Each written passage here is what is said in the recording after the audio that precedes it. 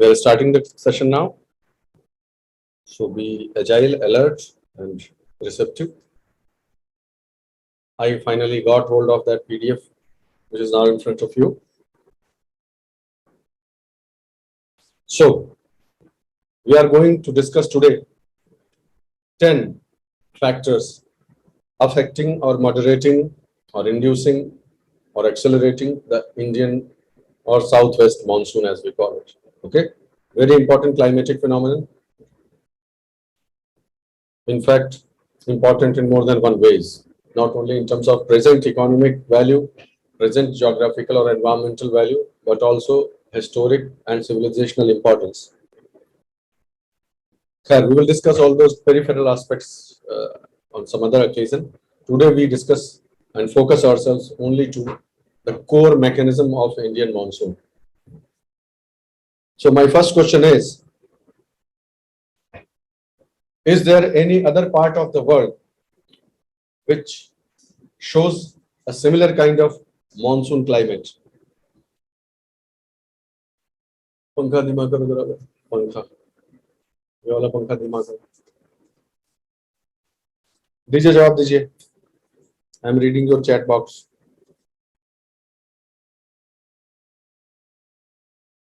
Or is it peculiar only to the Indian subcontinent?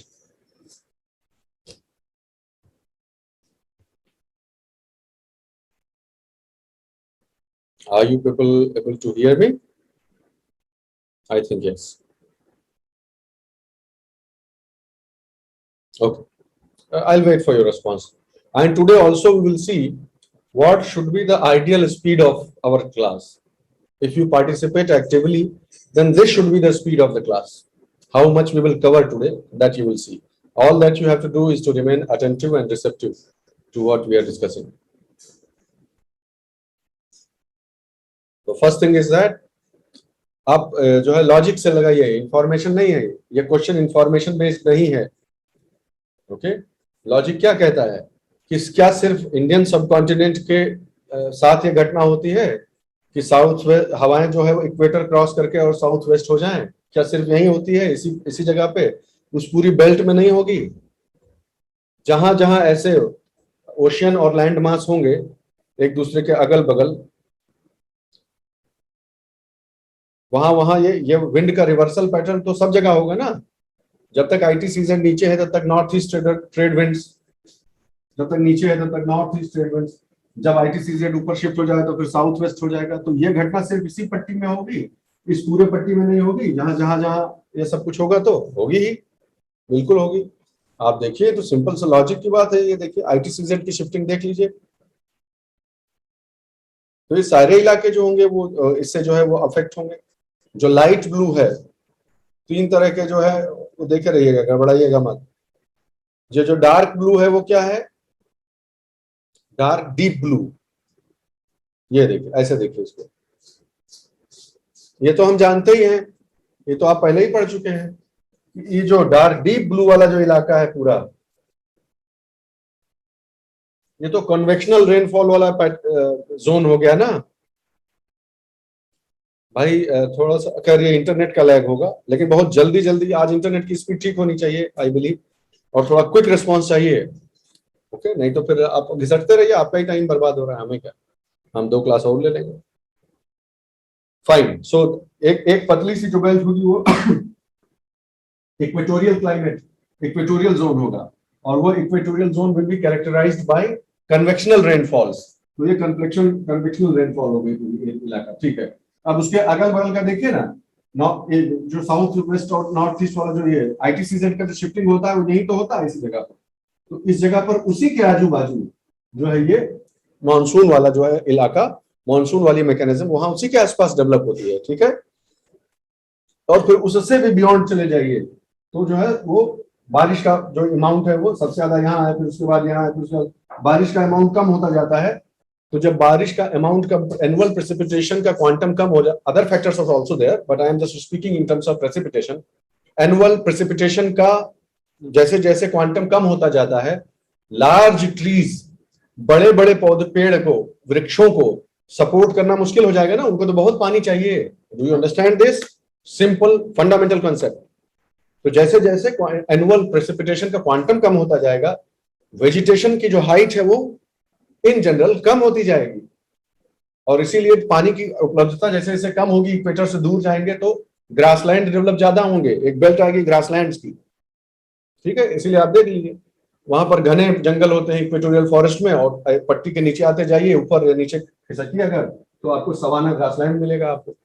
Okay, वो हम climatic types अलग से भी पढ़ेंगे, डू नॉट वरी, हालांकि उसमें कुछ कॉन्सेप्चुअल बहुत ज्यादा है नहीं।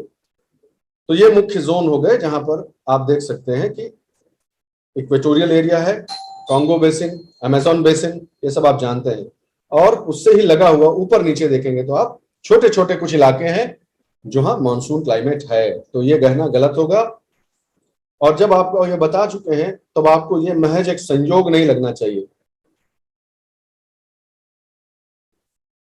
है ना। अब आपको ये महज संयोग नहीं लगना चाहिए कि कैसे ज्योग्राफी डिसाइड करती है कि हिस्ट्री में क्या होगा। यह है एक चित्र जो बता सकता है आपको कि क्यों ऐसा है कि बहुत जो जैसे कहते हैं संपन्न जो सभ्यताएं हुई हैं मानव जीवन के इतिहास में, वो क्यों इसी एरिया के अगल बगल फली और फूली हैं, ऐसा क्यों हुआ है। अब आप समझ सकते हैं कि ऐसा क्यों है। आप चाहे यहाँ की जो मायन सिविलाइजेशन है वो ले लीजिए, चाहे हमारे यहाँ की जो है सिंगलीज और चोला एम्पायर जो है वो ले लीजिए, यहाँ बर्मीज एम्पायर ले लीजिए, सियामीज किंगडम ले लीजिए, चंपा किंगडम्स जो है वो चंपा किंगडम ले लीजिए, कैम्बोडियन, जावा, सुमात्रा, जितने भी ये इलाके हमेशा से जो है वो प्रोडक्टिविटी वाइज, वाटर की अवेलेबिलिटी वाइज, क्लाइमेट वाइज, कुल मिलाकर कंड्यूसिव रहे हैं ह्यूमन सेटलमेंट के लिए, ठीक है। जब से इंसान ने खेती की तरफ रुख अपनाया है, तब से इस प्रकार के जो क्लाइमेट्स हैं, हाईली प्रोडक्टिव क्लाइमेट्स हैं, उन्होंने सपोर्ट किया है सिविलाइजेशंस को, और इसीलिए ऐसा है। ये देखिए, है कि नहीं है।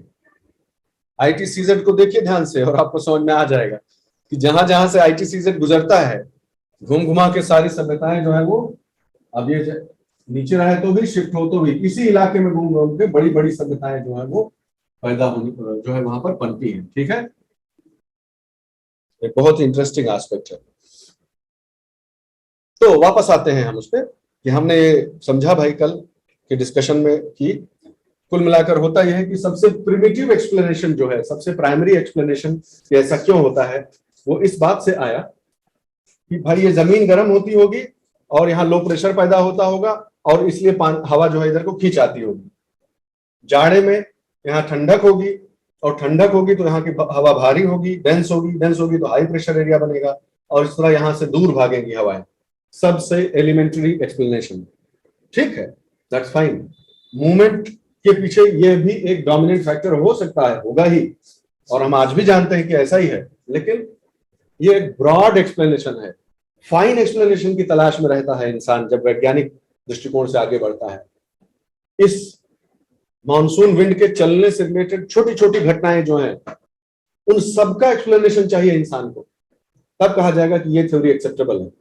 तो इस सिंपलिस्टिक एक्सप्लेनेशन से सब कुछ एक्सप्लेन नहीं हो पाता था। फॉर एग्जाम्पल, उदाहरण देता हूं मैं आपको, कभी कभी सब कुछ ठीक चल रहा है, मानसून से बारिश हो रही है, और अचानक जो है वो मानसून कुछ दिनों के लिए बारिश चली गई, खत्म हो गया, तो कहते हैं कि जो है ये ब्रेक हो गया, मानसून में ब्रेक हो गया, टूट गया, कुछ दिन तक बारिश नहीं हो रही है।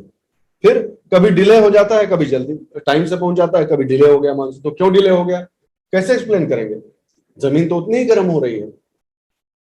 समझ गए मेरी बात को। ईयर ऑन ईयर सूरज का तो वही मूवमेंट है, जमीन तो उतनी ही गर्म हो रही है। तो फिर अगर सिर्फ और सिर्फ जमीन के गर्म और ठंडे होने से एक्सप्लेनेशन है, तो उन घटनाओं को कैसे एक्सप्लेन कीजिएगा। समझ, बहुत सारे ऐसे हैं, कभी इधर इलाके में ज्यादा बारिश, कभी यहाँ इलाके में, ये सब कैसे एक्सप्लेन होगा। तो इसके लिए फर्दर जो है वो लॉजिकल एक्सप्लेनेशन की जरूरत पड़ती है। तो रिसर्च होती रही और हम धीरे धीरे धीरे धीरे चीजें समझते गए।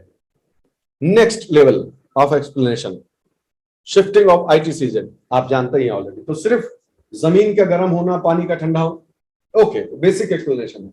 उससे ज्यादा रिफाइंड एक्सप्लेनेशन है शिफ्टिंग ऑफ आईटीसीजेड। ये आईटीसीजेड की जो बेल्ट है, वो जाड़े में यहाँ रहेगी, हमारे यहाँ जब जाड़ा होगा तब, और गर्मी में ऊपर उठ जाया करती है। तो ये तो बहुत बड़ा, काफी अच्छा खासा गैप हो गया है, तो इजंट इट, काफी मैसिव शिफ्टिंग हो गई। तो जो इंटर ट्रॉपिकल कन्वर्जेंस जोन, अगर सूर्य को इक्वेटर पे खड़ा कर दिया जाए तो इक्वेटर के थोड़ा सा साइड में होगा जहां पर लोग दोनों मिलेंगे, क्योंकि ये सिर्फ रेखा गणितीय इक्वेटर है। जो क्लाइमेटिक इक्वेटर है वो कहीं यहां आएगी, लेकिन क्योंकि सूर्य यहां यहां मूव करता है इसलिए बहुत गर्म हो जाता है ये इलाका, और ITCZ यहां ही नहीं रहती है और ऊपर शिफ्ट हो जाती है, कर्क रेखा को भी ऊपर पार निकल जा रही है, देखिए, ठीक है। तो ये दो सिचुएशंस हो गई। गर्मी कितनी भी हो जाए, मैक्सिमम जो नॉर्थ इलाका जाता है वो 25 डिग्री तक, ठीक है। 23.5 या कितना तो यहीं पे है ना, समझ रहे हो कि नहीं समझ रहे हो? ये जो डिग्री है कितना है, कर्क रेखा का क्या डिग्री होता है?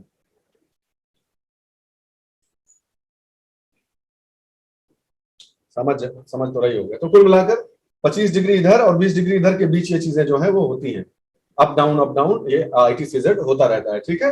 Tropic of Cancer, Tropic of Capricorn के बीच में ये शिफ्ट होता रहता है, कहीं कहीं ट्रॉपिक ऑफ कैंसर को भी क्रॉस कर जाता है ITCZ। थ्योरी आई ये दूसरी। अच्छा ओके, ज्यादा रिफाइंड है भाई, ठीक है, बहुत अच्छी बात है। सिर्फ जमीन के गर्म होने से नहीं, पूरी पट्टी के शिफ्टिंग की बात होने लगी। ओके भाई, तो और इसके बारे में और हम इस चीज को कैसे समझ सकते हैं कि जब ITCZ का अगर पोजीशन ये माना गया है, तो जो आप देखिए जो हवाएं हैं, ये डायरेक्शन देखिए और ये डायरेक्शन देखिए, यही ITCZ का बेल्ट है, ठीक है। तो जहां भी ITCZ का बेल्ट ये है, तो जो भी एरिया गर्म होंगे, इधर ठंडा चल रहा है इधर गर्म होंगे, कुल मिलाकर बात है कि जितने जहां भी यहाँ पे जहां भी वो सारी कंडीशंस तैयार मिलेंगी, वहां पर साइक्लोनिक एक्टिविटी जो है वो डेवलप हो जाएगी। तो ITCZ और उससे जुड़ा साइक्लोनिक जो एक्टिविटीज का एक कॉन्सेप्ट है वो आ गया, और ये भी समझ गए कि अच्छा, कुल मिलाकर बात यह है कि लो प्रेशर एरिया डेवलप होगा इन्हीं के बीच में, जहां जहां ITCZ शिफ्ट अपर और डाउनवर्ड्स अपवर्ड्स डाउनवर्ड्स होगा, यही लो प्रेशर एरियाज इसी जोन में डेवलप हुआ करेंगे, ठीक। और फिर इस लो प्रेशर एरिया को अगर बाकी कंडीशंस का भी साथ मिल गया तो वहां साइक्लोनिक एक्टिविटीज डेवलप हो जाया करेंगी। आगे देखिए व्हाट एल्स, हमने ये भी सीख लिया है अब कि ये जो पट्टी है ये दरअसल कोई कॉन्टिन्यूअस पट्टी नहीं है, ये टूटे हुए ब्रोकन इसमें होती है। तो ये मैरीटाइम इक्वेटोरियल हो गया, ठीक है, मैरीटाइम इक्वेटोरियल। फिर कॉन्टिनेंटल जो है वो तो ऊपर शिफ्ट हो जा रहा है गर्मी की वजह से, यही तो पढ़ा था अभी हमने, तो गर्मी की वजह से ऊपर शिफ्ट हो जा रहा है। कहने का अर्थ है कि छोटे छोटे टुकड़े पॉकेट्स में बटा हुआ पाया जाता है अलग अलग समय पर, ठीक है। इन एयर पॉकेट्स, इनको एयर मास कहते हैं, इन एयर मासेस का बहुत सिग्निफिकेंस है, ये आप देखेंगे अभी। तो ITCZ का अगर जनवरी, दिसंबर और जनवरी में हालत देखिए और जून और जुलाई में देखिए तो ये स्थिति आपको प्राप्त होगी। हाँ बिल्कुल सही बात है, इसमें तो कहीं कोई शक ही नहीं होना चाहिए। कहने इस चित्र के द्वारा क्या समझाया जा रहा है कि अगर यह बात, ध्यान से सुनना हमारी बात है, अगर यह बात सही है कि ITCZ नीचे भी जाती है, ऊपर तो जाती है तो हमने तो 3 दिन से पढ़ रहे हैं, शिफ्ट होकर नीचे भी जाएगी जब सूर्य महाराज इधर होंगे तो जब ये नीचे जाती है तो फिर वही लॉजिक जो हम लगा रहे थे ऊपर शिफ्ट होने वाली ITCZ के लिए, वही लॉजिक यहां भी तो लगेगा। वही लॉजिक का क्या मतलब कि जो हवाएं ऐसे ट्रेड विंड्स आ रही थी, जब नीचे ITCZ शिफ्ट हुआ तो उनको भी तो इक्वेटर क्रॉस करना पड़ेगा यहाँ पे, तो फिर उनका डायरेक्शन भी तो ऐसे हो जाएगा कि नहीं हो जाएगा?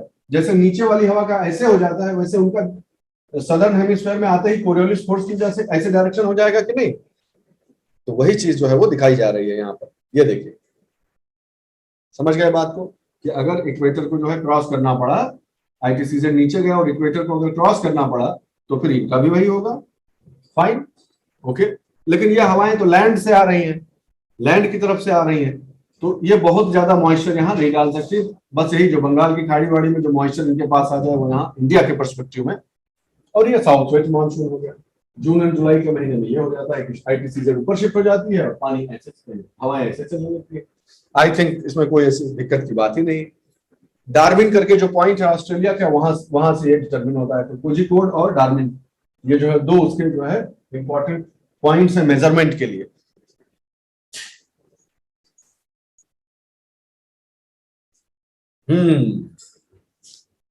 Serious concept starts now. अभी तक बेसिक था सब, अब सुनिए बात। पहले सिर्फ मैकेनिज्म बताते हैं, फिर उसका इफेक्ट भी समझिए।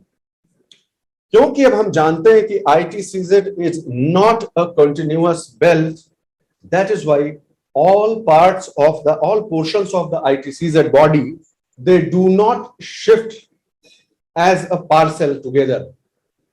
अगर एक बेल्ट होती, एक ही बेल्ट होती है तो ये फट से शिफ्ट हो गई, क्या दिक्कत है? लेकिन अब तो हम जानते हैं, क्योंकि हम ये चित्र जानते हैं, हम जानते हैं ये सारे मॉसेस तो अलग अलग होते हैं, तो एक शिफ्ट हो गया तो जरूरी नहीं कि इसके बगल वाला ये सब भी शिफ्ट हो जाएगा। सब अपना अपना टाइम लेते हैं अपने हिसाब से, समझने के लिए अभी ऐसे समझ लीजिए। तो जब ITCZ, जब सूर्य महाराज इस स्थिति में आते हैं, ITCZ ऊपर शिफ्ट होने लगता है, तब कई बार ऐसा होता है कि ये जो इंडियन ओशन का इलाका है इक्वेटर के पास, ये जो दो लो प्रेशर सेल्स के रूप में जो बनता है, समझ रहे हो ना, घुमा के लो प्रेशर एरिया तो है पूरा। तो आइडियली क्या होना चाहिए कि पूरा का पूरा ITCZ या पूरा का पूरा जो लो प्रेशर जोन है वो ऊपर शिफ्ट हो जाना चाहिए। एकदम सही बात है, इसमें तो कोई बहस ही नहीं होनी चाहिए। लेकिन क्योंकि कॉन्टिन्यूअस नहीं है, छोटे छोटे पॉकेट्स में होता है, इसलिए कई बार एक बहुत ही मिस्चीवियस बिहेवियर देखने को मिलता है, बड़ा ही नॉटी टाइप का बिहेवियर, नॉटी कह लीजिए समझने के लिए।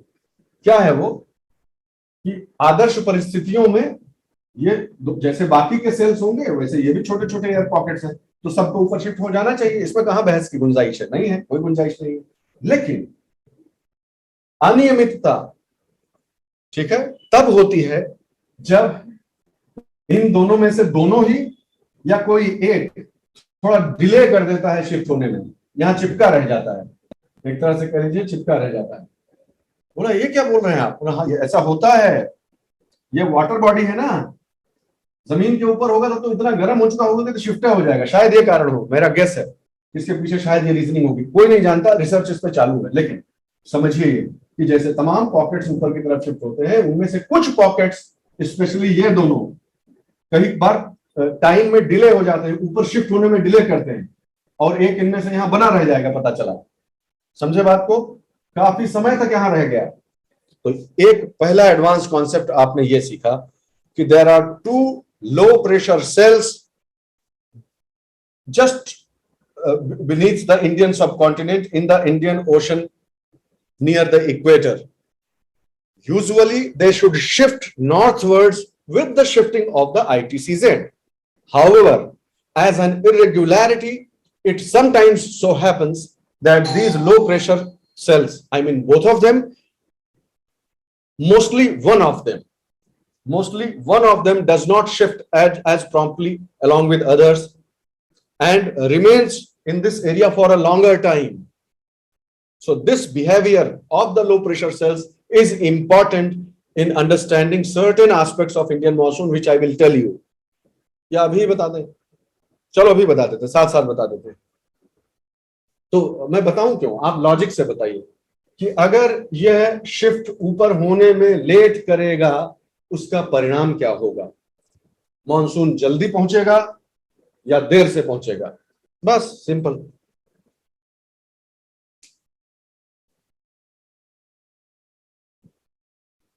अरे बड़ी एक मतदा है इसमें, तो मतैक क्या है आपके बीच में? सब लोग देर देर बोल रहा है। क्यों देर से पहुंचेगा? क्योंकि ऑब्वियस सी बात है, हवाओं को, नहीं तो हवाएं यही कन्वर्ज होती रहेंगी ना। हवा यहां पर जाए, इसके लिए जरूरी है कि लो प्रेशर यहां हो। तो जब लो प्रेशर यहां रहेगा तभी तो हवा इधर जाएगी भाई, ऐसे घूम के। जब तक लो प्रेशर यहीं बना हुआ है तो हवा तो यहीं जा जाके रुक जाया करेगी। तो इसको खींचने वाला सक्शन का जो मशीन है, वैक्यूम क्लीनर यहां रख दोगे तो हवा यहां जाएगी, वैक्यूम क्लीनर यहां होना चाहिए, तब जाके हवा जाएगी और क्रॉस करेगी इक्वेटर और साउथ वेस्ट हो जाएगी। तो सिंपल सी बात है कि अगर ये low pressure cell delayed response दिखाता है तो फिर मॉनसून डिले होगा। Advanced concept number 2, the Himalayan Tibetan factor. बोला ये क्या है भाई? बहुत जबरदस्त चीज है, बहुत इंटरेस्टिंग। समझे इस बात को कि जो तिब्बत का जो पठार है, ठीक है, बहुत वास्ट इलाका है वो, ठीक, बहुत ही ऊंचा इलाका है जमीन से, तो आप जानते हैं उसको विश्व की छत कहते हैं, तो वो रूफ ऑफ द वर्ल्ड है। और ये पूरा तिब्बत का पठार है, बहुत बड़ा प्लेट्यू जो है, लैंड मास और प्लेट्यू है जो वहां पर है, ठीक है, वो ऊपर की तरफ उठा हुआ है, ठीक है। यदि वो ऊपर की तरफ उठा हुआ है तो उसका उसका सोलर रेडिएशन वहां सबसे अधिक पहले वहां रिसीव होगा कि नहीं रिसीव होगा, जमीन से पहले वहां और ज्यादा वहां रिसीव होगा, ठीक बात है। अगर वहां पर रिसीव होगा तो इस एरिया में एक, इस चीज से कंफ्यूज ना होइएगा आप कभी भी, इस चीज से, ये चीजें जो है रिलेटिव टर्म्स में होती हैं, ठीक है, रिलेटिव टर्म्स में। हाई प्रेशर लो प्रेशर ये शब्द जो है वो एब्सोल्यूट निरपेक्ष शब्द नहीं है, वो सापेक्ष शब्द है। तो बाकी की तुलना में, इनकी इस जगह की तुलना में अगर ये ऊपर उठा हुआ है तो इनसे ज्यादा इंसोलेशन रिसीव कर रहा है कि नहीं, और फ्लैट टॉप है वो जो है वो गर्म हो जाएगा।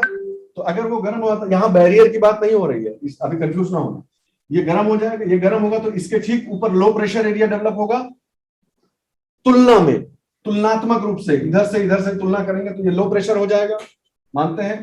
तो अगर लो प्रेशर यहां डेवलप हुआ तो डिप्रेशन क्रिएट होगा, और ये कितने किलोमीटर ऊपर है, यही गड़बड़ाना नहीं है, यहां पर ही कॉन्सेप्ट लोग मिस कर जाते हैं। तो तिब्बत का जो पठार का लगभग कितना किलोमीटर ऊपर है, एवरेस्ट की ऊंचाई कितनी है समुद्र तल से, तो उसका आधा कर लीजिए लगभग, और क्या, मतलब ऐसे रफली, इसमें बहुत साइंटिफिकली एक्यूरेट होने नहीं कह रहा हूं, 8-9 किलोमीटर जो है एवरेस्ट समझ लीजिए, तो उसका आधा कर लीजिए, उतना तो होगा करेगा, 3-4 किलोमीटर तो होगा ही, है कि नहीं। तो उस लेवल पे सोचिए, तो ऑलरेडी ट्रोपोस्फेयर में ये चीज एक्सटेंड कर रही है कि नहीं कर रही है, you understand my point. Troposphere 10 kilometre का होता है, कहो हाँ 10 किलोमीटर माना जाता है, यही सही सोच रहा हूं ना, कुछ गलती हो तो मुझे टोक देना, क्योंकि मैं फैक्ट्स को याद कभी नहीं रखता हूं, नहीं रख पाता हूं, ठीक बोल रहे हैं ना, 9-10 किलोमीटर मान लीजिए ट्रोपोस्फेयर, तो उसके आधे तक तो तिब्बत का पठार है, तो ट्रोपोस्फेयर में एक्सटेंडेड है, तो वहां ऊपर जाके उसकी गर्म हो जाने की वजह से वहां पर लो प्रेशर एक डिप्रेशन क्रिएट हो जाएगा कि नहीं। यस, अब आप समझ रहे हैं। तो ये जो लो प्रेशर डिप्रेशन क्रिएट होता है, ठीक है, और ये जमीन में है, ये सीधे जमीन पे है, ठंडी है और जमीन पे है, तो इसकी तुलना में यहाँ ज्यादा प्रेशर होगा, यहाँ कम होगा, सही बात है कि नहीं, सही बात है। अब कंपेयर करिए, ये एटमॉस्फेयर है, समझिए मेरा हाथ जो है ये ट्रोपोस्फेयर की बाउंड्री है, मेरा हाथ ये ऐसे ट्रोपोस्फेयर की ये बाउंड्री है, इतनी जगह मेरे हाथ, कैसे आपको समझाऊं, मेरे हाथ से ये 4 किलोमीटर की डिस्टेंस हो गई, कहो हाँ 4-5 किलोमीटर की, और फिर यहां से नीचे तक और 4-5 किलोमीटर की डिस्टेंस हुई कि नहीं। तो दोनों को ऐसे मान लीजिए कि दोनों कॉलम है, कोशिश करता हूं, एयर कॉलम बना दीजिए यहाँ पे, ऐसे एयर कॉलम बना दीजिए, तो ये तो उठा हुआ है ना, समझ गए मेरी बात, ऐसे तिरछा कर देता हूं, ये एयर कॉलम है, ओके, तो ये तो उठा हुआ 4 किलोमीटर, और तो ये ट्रोपोस्फेयर, इनके दोनों के हेड पे, जहां पर ये एयर कॉलम्स खत्म होते हैं, उनके दोनों के हेड पे यहां पर लो प्रेशर और यहां पर हाई प्रेशर होगा कि नहीं होगा, ऊपर ट्रोपोस्फेयर में ऊपर जाके, ठीक। तो दूसरा फैक्टर आपने क्या समझा, हिमालयन तिब्बतन फैक्टर जो है ये इंपॉर्टेंट होता है, हम अभी पढ़ेंगे कि कैसे, अभी सारे फैक्टर से अपना परिचय करते चलिए। The Indian monsoon is not as simple as it appears. So many factors contribute. Out of them, 10. We have just chosen 10. बहुत और भी थ्योरीज हैं, तो 10 आज हम पढ़ेंगे खाली। दूसरा फैक्टर समझ गए, नहीं समझे आप सब लोग। मैं चाहता था कि ये प्रश्न उठे कि क्या ये बात सही नहीं है कि तिब्बतन प्लेट्यू जो है ठंडा होना चाहिए, ऑफ कोर्स ठंडा है, हम क्या, इसीलिए हम कह रहे हैं कि सापेक्ष रूप में अगर आप देखेंगे तो तिब्बत का पठार ठंडा है, क्योंकि ऊपर जाएगा तो लैप्स रेट वाला कॉन्सेप्ट नहीं आ जाएगा। एकदम सही बात है कि वो ठंडा, तिब्बत का पठार ठंडा है, लेकिन तो ये बगलिया वाला ये सब ठंडा नहीं है क्या, वहां वो तो जोन ही वही है, वो तो फ्रीजिंग जोन ही है पूरा, लेकिन बिकॉज ऑफ द एलिवेशन, जो एलिवेशन ऊपर होने की वजह से रिलेटिव टर्म्स में जब आप देखेंगे, रिलेटिव टर्म्स में अगल बगल, तो उस एरिया में जब सूर्य महाराज यही ऊपर चमक रहे होंगे तब की बात हो रही है। तो ये जो टेबल टॉप है वो इंसुलेशन रिसीव करने की वजह से उस ब्रीफ पीरियड के लिए जब सूर्य ऊपर चमक रहा है तब अपने अगल बगल के की तुलना में सापेक्ष रूप में ये ज्यादा हीट हो जाता है, लो प्रेशर यहाँ पर एरिया डेवलप हो जाता है। This is the theory. Okay, यहां पर समझ गए। तो ये कितना स्ट्रांग या कितना वीक लो प्रेशर डेवलप हुआ है, क्या इस बात का प्रभाव पड़ेगा इंडियन मॉनसून पे?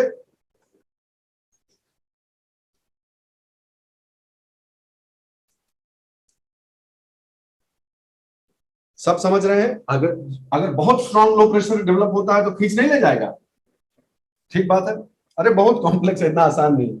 अब इसका बता देता हूं, चलो यही बता देता हूं। मैं सोच रहा था आराम से बताऊंगा। इसका अल्टीमेट इफेक्ट क्या होता है मैं आपको बता देता हूं। और याद रखना, जमीन पर नहीं बात हो रही है।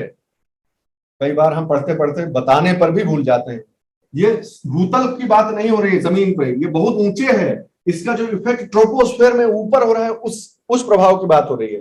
तो वहां पर, ठीक है, ये अभी गड़बड़ा जाएगा। अभी देखना ये सब पलट जाएगा, इसीलिए कह रहा हूं कि अभी समझते चलिए हम क्या समझ रहे हैं कि ये वो, इसको वैसा लो प्रेशर ना समझ लीजिएगा जैसा आईटीसीजेड में डेवलप होते हैं सेल्स और पॉकेट्स। नो, ये ट्रोपोस्फेरिक लो प्रेशर है, सरफेस के आसपास वाला नहीं। क्लियर रहेगा?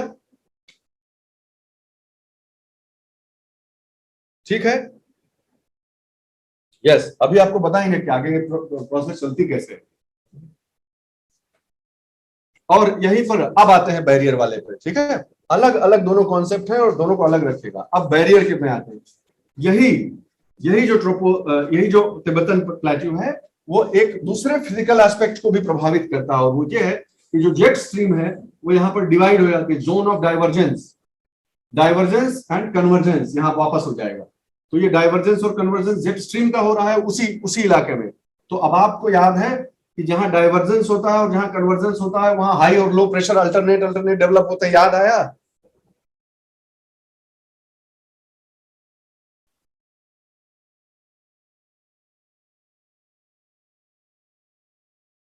क्लियर सबको?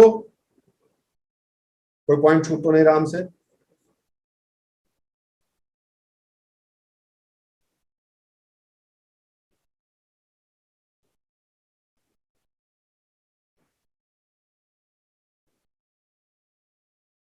ठीक, वी आर एब्सोल्युटली फाइन। अब तीसरी तीसरी और सब खतरनाक चीज इसी के बारे में। अब ध्यान से सुनना, नहीं सब गड़बड़ हो जाएगा। रुको, पहले हम सोचे कि हम कोई इंस्ट्रूमेंट ला सकते हैं क्या समझाने के लिए आपको।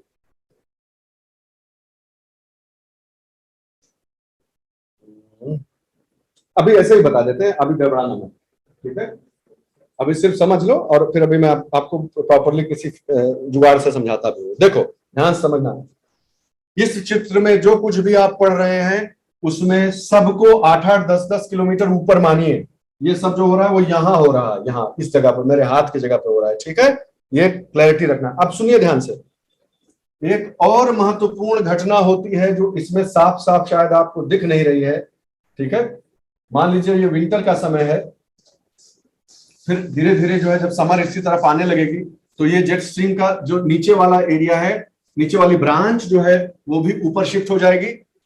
ठीक बात है, मानते हैं सब लोग कि जब आईटीसीजेड पूरा ही शिफ्ट नीचे से हो रहा है तो ये भी ऊपर पे। तो कल बात हुई थी हमारी कि ये भी शिफ्ट हो जाएगी ऊपर।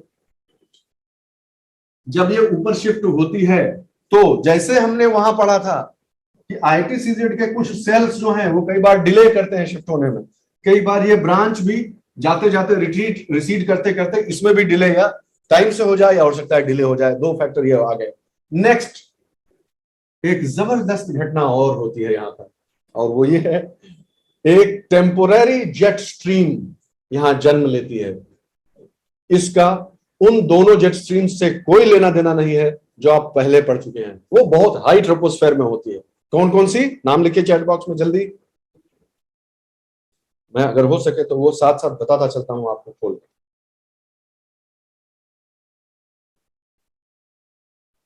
हाँ, हाँ,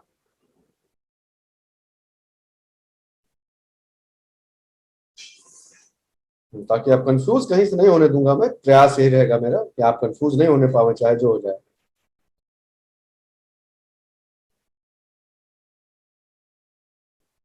इन दोनों जेट स्ट्रीम की बात मैं अब नहीं कर रहा हूं। ठीक, इनकी बात नहीं हो रही है। अब एक तीसरी जेट स्ट्रीम की बात हो रही है जो कहां डेवलप होती है वो आप देखेंगे। अब आप वो इस इलाके में, सुनते जाओ ध्यान से, मिस कर जाओगे तो गए, इस इलाके में डेवलप होती है। यहां से, इस इलाके से लेकर, यही इसी को समझ लीजिए, लो प्रेशर वाले इस एरिया को ले लीजिए। इस एरिया से ऐसे, मैं हाथ बना के दिखाता हूं आपको, ऐसे, समझे? ऐसे, यहां मान लो धनुष रख दूं मैं, धनुष, ऐसे धनुष रख दूं अगर, तो अपर, हाँ, ट्रोपोस्फेयर में ही हो रही है, लेकिन उतनी ऊंचे नहीं, उतनी ऊंचे नहीं हो रही है जितना ऊंचे बाकी की ये होती हैं, सब ट्रॉपिकल और पोलर वाली, थोड़ा सा नीचे। यहां पर एक टेम्पोरेरी, कुछ समय के लिए एक जेट स्ट्रीम का उद्भव होता है, जो कि इस और इस पॉइंट को आपस में जो है वो कन्वेयर बेल्ट की तरह वो जो है जोड़े रहती है। याद रहेगा, अभी डिटेल में समझेंगे, ये घटना भी आपको याद रहेगी। और हमेशा गलती यही लोग करते हैं कि वो समझते हैं सरफेस की बात हो रही है। हाँ, ये ठीक बात है कि उतना ऊंचे नहीं होती है, थोड़ा नीचे होती है, लेकिन ये कैसे हो सकता है? यहां पर इस तरह की जेट स्ट्रीम की उत्पत्ति का क्या कारण भला हो सकता है? ये तो समझ से बाहर की चीज है, बताएंगे। यही हिमालयन तिब्बतन फैक्टर जो है उसके लिए रिस्पॉन्सिबल होता है, वो अभी हम देखेंगे, चिंता ना करना आप।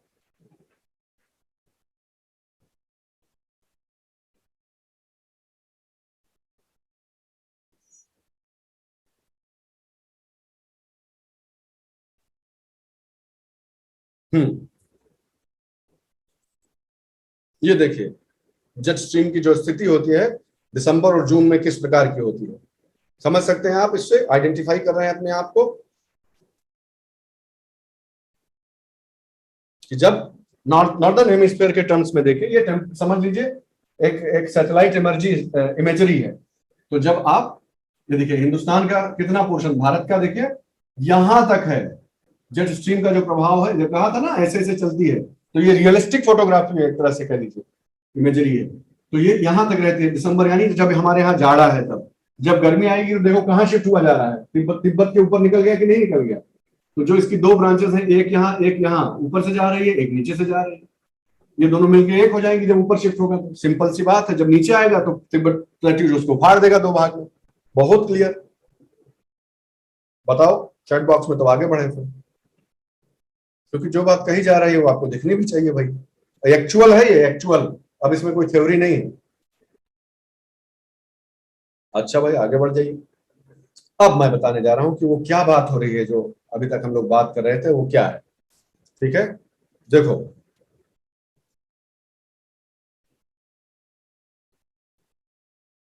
इस डायग्राम को ध्यान से देखेंगे तो आप तुरंत कोरिलेट कर ले जाएंगे जो मैं कह रहा था। जो परमानेंट टाइप के जेट स्ट्रीम्स होती हैं वो कौन कौन सी हैं मेरे दोस्तों? दो आप जानते हैं, लिखने की जरूरत नहीं चैट चैट बॉक्स में, अब आप जानते हैं। पोलर जेट ऐसे ऐसे ऐसे चलती है, सब ट्रॉपिकल जेट जो ऐसे ऐसे ऐसे चलती है यहां पर, है ना? सिंपल सी बात है, पोलर और सब ट्रॉपिकल हो गया। ठीक, वो ऊपर नीचे दोनों होते हैं। अभी यहाँ पर देखिएगा ही मत, इस तरफ देखिए ही मत। ठीक, इतने पर ध्यान दीजिए, खाली नीचे मत देखिएगा, यहाँ देखिए। यहाँ तक सबको क्लियर हो गया कि हाँ, मालूम है हमको, यहाँ पोलर जेट होती है और यहाँ सब ट्रॉपिकल जेट होती है, दो चलती है, ऊपर नीचे शिफ्ट होते रहते हैं, मालूम है हमको। खत्म बात। जब सब ट्रॉपिकल जेट जो कि इंडिया के यहां तक चली आती है, पठार के नीचे तक, तिब्बत के नीचे तक इंडिया में से होकर गुजर रहती है, जब वो ऊपर शिफ्ट हो जाए, जब शिफ्ट होती है तो यहाँ जगह खाली हो गई, मानते हो? ऊपर, ऊपर की बात हो रही है, जमीन की नहीं, फिर से कह रहा हूं। ऊपर जो कोई डिस्टर्बेंस नहीं रह गया, क्योंकि ये सब ट्रॉपिकल जेट ऊपर जा चुकी है, नॉर्थ वर्ड जा चुकी है, ऊपर नहीं बोलेंगे, ऊपर तो है ही। यानी यहां थी जो, वो यहां से यहां खिसक गई, तो इस जगह में जगह पर खाली हो गई थोड़ी सी यहां पर। यहां पर जन्म लेती है एक और टेम्पोररी जेट स्ट्रीम, रिसर्च का विषय है ये, और वो यहां से चलती है। ठीक है, ऐसे आके यहां गिरती है, फिर एक साइकिल बनती है, गिरती है, फिर एक साइकिल बनती है, ऐसे चलती रहती है, देखो ऐसे। ठीक, अपर, ये भी ट्रोपोस्फेयर में ही हो रही है ऑफ कोर्स, मिडिल लेवल के से थोड़ा ऊपर के ट्रोपोस्फेयर में ये घटना होती रहती है। तो क्योंकि ये थोड़ा नीचे है, अब सुनना ध्यान से, क्योंकि इसकी तुलना में ये थोड़ा नीचे डेवलप होती है, इसीलिए जब ये यहां से उठी, फिर इधर की ओर चली, और फिर जब गिरी, तो जब गिरती है तो काफी नीचे तक आ जाती है ये। और इसलिए ध्यान से सुनो, उन्हें सब मिटा दोगे। ये ट्रॉपिकल जो टेम्पोररी वाला जेट स्ट्रीम है, वो इस जगह पे बना, ऊपर के ऊपर उठा, उठ के इधर की ओर चला और नीचे की ओर सबसाइड किया। जब ये सबसाइड हो रहा होता है तो क्योंकि सरफेस में उतना ऊंचे तो है नहीं जितना बाकी की दो जेट स्ट्रीम्स होती हैं, तो थोड़ा नीचे नीचे मिड ट्रोपोस्फेरिक या उससे भी नीचे की ये बात हो रही है, ज्यादा ये 8-10 किलोमीटर की बात नहीं हो रही। तो जब वो नीचे गिर रही होती है भाग, तो जो सेल बनता है, तो सेल का वह पार्ट, ध्यान से सुनो हमारी बात को, कि सेल का वो पार्ट जो नीचे गिर के, मैं इधर आ जाता हूं ताकि ओरिएंटेशन आपको समझ में आए। हाँ, ऐसे करके समझाते हैं हम आपको। इस सेल का, ये जो सेल अब बन रहा है टेम्पोररी वाली जेट स्ट्रीम की वजह से जो सेल बन रहा है, इसका जो नीचे वाला गिरता हुआ भाग है वो साउथ वेस्ट मॉनसून की हवाओं को ऐसे नीचे से दाब के ऐसे घसीट देता है। समझे?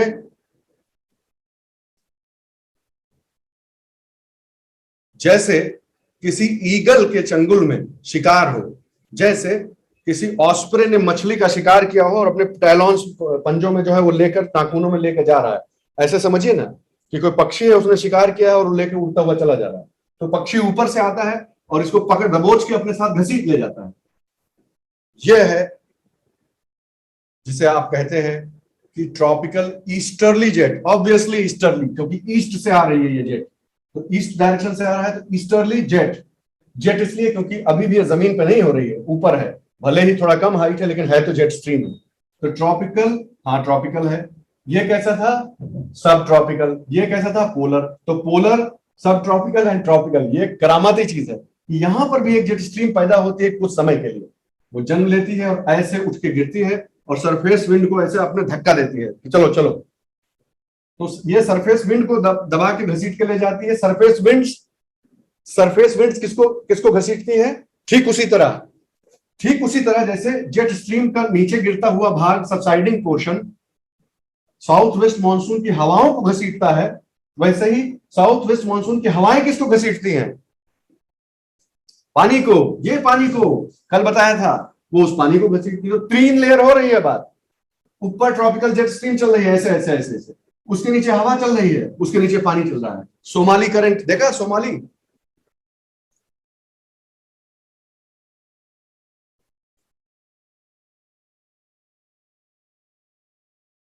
समझ में आ गया भाई?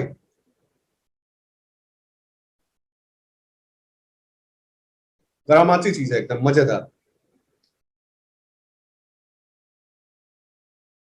देखो ये तिब्बतन प्लेट्यू में कैसे, तिब्बतन प्लेट्यू जो है उसी के ऊपर एरियाज क्रिएट होते हैं। और याद रखना, ये कंफ्यूजन होगा आपको, और ये मैं अगर आप पहले अध्ययन कीजिए, आज की क्लास के बाद पहले अध्ययन कीजिएगा, उसके बाद नहीं समझ में आएगा तो मैं फिर से क्लैरिफाई करूंगा। तिब्बत के ऊपर जो ट्रोपोस्फेरिक, उसमें जब साइक्लोनिक एंटी साइक्लोनिक कंडीशंस जो भी पैदा होंगी, उनका सीधा प्रभाव होगा इस जेट स्ट्रीम की स्पीड पर, और जेट स्ट्रीम की स्पीड का प्रभाव पड़ेगा साउथ वेस्ट मानसून की स्पीड पर। सीधी सीधी बात है कि नहीं? इस तरह से तिब्बतन जो प्लेट्यू है वो इनडायरेक्टली जेट स्ट्रीम के माध्यम से साउथ वेस्ट मानसून की स्पीड को इंपैक्ट करता है। ये लाइन क्लियर है कि नहीं?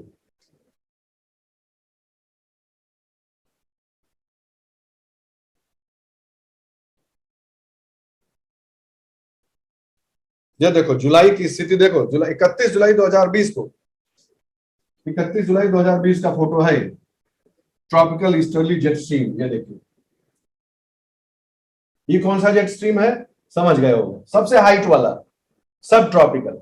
ये कौन सा है? ये ट्रॉपिकल ईस्टर्ली जेट है, जो हम बात कर रहे थे कि थोड़े समय के लिए डेवलप होती है, बस गर्मी के सीजन में।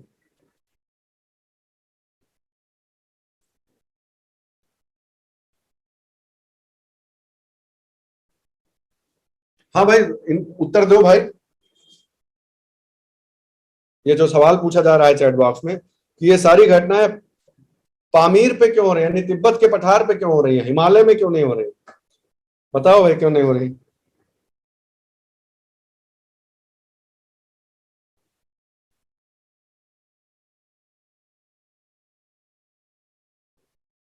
किसी सरफेस का फ्लैट होना जरूरी है कि नहीं?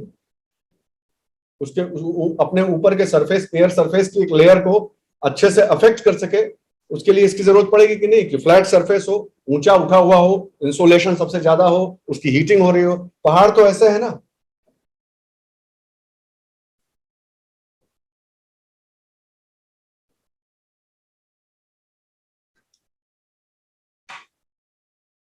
आगे, मैस्करीन हाई। अरे एक और चीज आ गई भाई, गजब।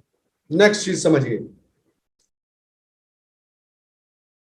ये मैस्करीन हाई नहीं समझे। मैस्करीन हाई क्या होता है, आपको इसीलिए समय रहते ही मैंने आपको बता दिया था।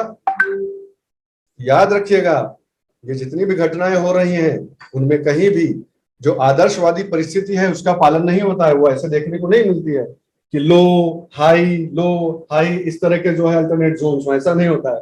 पॉकेट्स में बटा हुआ होता है सब कुछ। ठीक है, यहाँ पर जैसे जब पूरी चीज शिफ्ट हो जाएगी ऊपर, समझ रहे हो ना, जब पूरा का पूरा आईटी सीजन यहाँ शिफ्ट हो जाएगा तो लो के बाद जो हाई आता है कि नहीं आता है, याद आया, ये लो प्रेशर होना है। अब सुनिए, आदर्शवादी परिस्थिति के अनुसार ये पूरा एरिया लो प्रेशर है, इसके बाद यहाँ पे हाई प्रेशर आएगा कि नहीं, फिर लो फिर हाई, यही तो होता है। तो जब ये लो का पूरा इधर शिफ्ट हो गया तो ये छोटे छोटे पॉकेट्स भी ऊपर की तरफ शिफ्ट, थोड़े से शिफ्ट होंगे कि नहीं। तो उन्हीं में से एक पॉकेट जो हाई प्रेशर, ऑब्वियसली यहाँ हाई प्रेशर वाला होगा ना, 0 30 यही तो होता है। 0 डिग्री पे लो प्रेशर, फिर 30 के आसपास आएंगे तो हाई प्रेशर, यही यही तो सीखा है अभी तक हमने। तो जो हाई प्रेशर वाला ये जो इलाका है ये भी तो ऊपर थोड़ा शिफ्ट होता है। इसी इलाके में यहाँ पे इक्वेटर के आसपास एक हाई प्रेशर एयर मास यहां पर मौजूद रहता है, जिसको मैस्करीन हाई कहते हैं। समझ में आ रहा है कि नहीं आ रहा है तुम्हें, इसलिए बार बार अलग अलग चित्र दिखा के समझाने का प्रयास कर रहे हैं। समझे, बहुत सिंपल है। ये लो प्रेशर है, ये लो प्रेशर कहाँ होना चाहिए था, 0 डिग्री पे होना चाहिए था, सिंपल सी बात है। अगर ये शिफ्टिंग ना होती तो ये 0 डिग्री पे होता, तो ये लो होता, फिर यहाँ हाई, फिर यहाँ लो, फिर हाई, इसी प्रकार नीचे आइए, ये लो होता, फिर यहाँ हाई, फिर यहाँ लो, ऐसे ही चलता अल्टरनेट। लेकिन अगर लो प्रेशर बेल्ट पूरी ऊपर गई है तो हाई प्रेशर भी यहीं कहीं आके रुकेगा, तो ये आके रुका। और क्योंकि ये हाई प्रेशर एरिया है तो इसलिए इसे एंटी साइक्लोन बोल देते हैं। मैस्करीन हाई भी बोल सकते हैं आप, सिंपल सा मैस्करीन हाई बोल दीजिए। एंटी साइक्लोन क्यों बोल रहे हैं, समझे, क्योंकि तो यही तो हमने सीखा है भाई, कि अगर यहां से लो प्रेशर होगा तो हवा ऐसे जाएगी, हाई प्रेशर होगा तो हवा नीचे जाएगी, तो ऐसे ऊपर जाने से साइक्लोन बनता है, तो उसी का उल्टा कर दीजिए। अगर ऊपर से कोई दबा रहा है तो एंटी साइक्लोनिक कंडीशंस बनेंगे, ये तो पढ़े हुए, इसमें ज्यादा नहीं बताएंगे कुछ।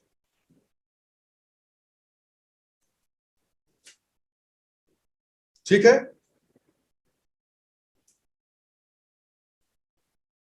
तो यहां पर लो प्रेशर हो, यहां पे लो प्रेशर हो, यहां पे हाई प्रेशर हो, और अगर ये हाई प्रेशर स्ट्रांगली डेवलप हुआ हुआ है, यहां लो प्रेशर, इसके और इसके बीच में जितना ही ग्रेडियंट, प्रवणता जितनी अधिक होगी, अंतर जितना अधिक होगा, स्पीड हवा की ज्यादा होगी, कह सकते हैं।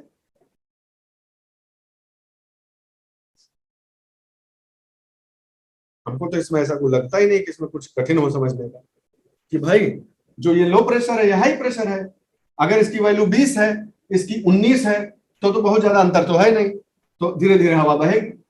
इसकी 12 हो जाए वैल्यू, ये 20 रहे, बहुत तेजी से हवा बहेगी। तो दोनों के बीच का प्रेशर ग्रेडियंट का जो डिफरेंस है, that will impact the speed of the monsoon and it's efficacy, will it और नॉट।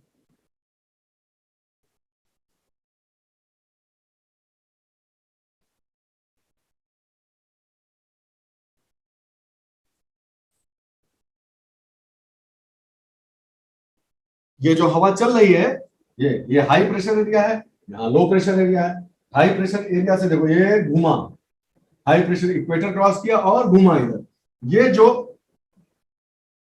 समुद्र तल से थोड़ा सा ऊंचाई पर ये जो हवा मैस्करीन हाई से इंडियन सबकॉन्टिनेंट का जो लो प्रेशर जोन है उसकी तरफ जो बहती है, ठीक है, ये हवा ये भी साउथ वेस्ट मानसून की स्पीड को अफेक्ट करेगी कि नहीं। कितने फैक्टर्स हुए जा रहे हैं, देखते जाओ, बस यही कमाल है। इन्हीं सबका मिला जुला स्वरूप जो है वो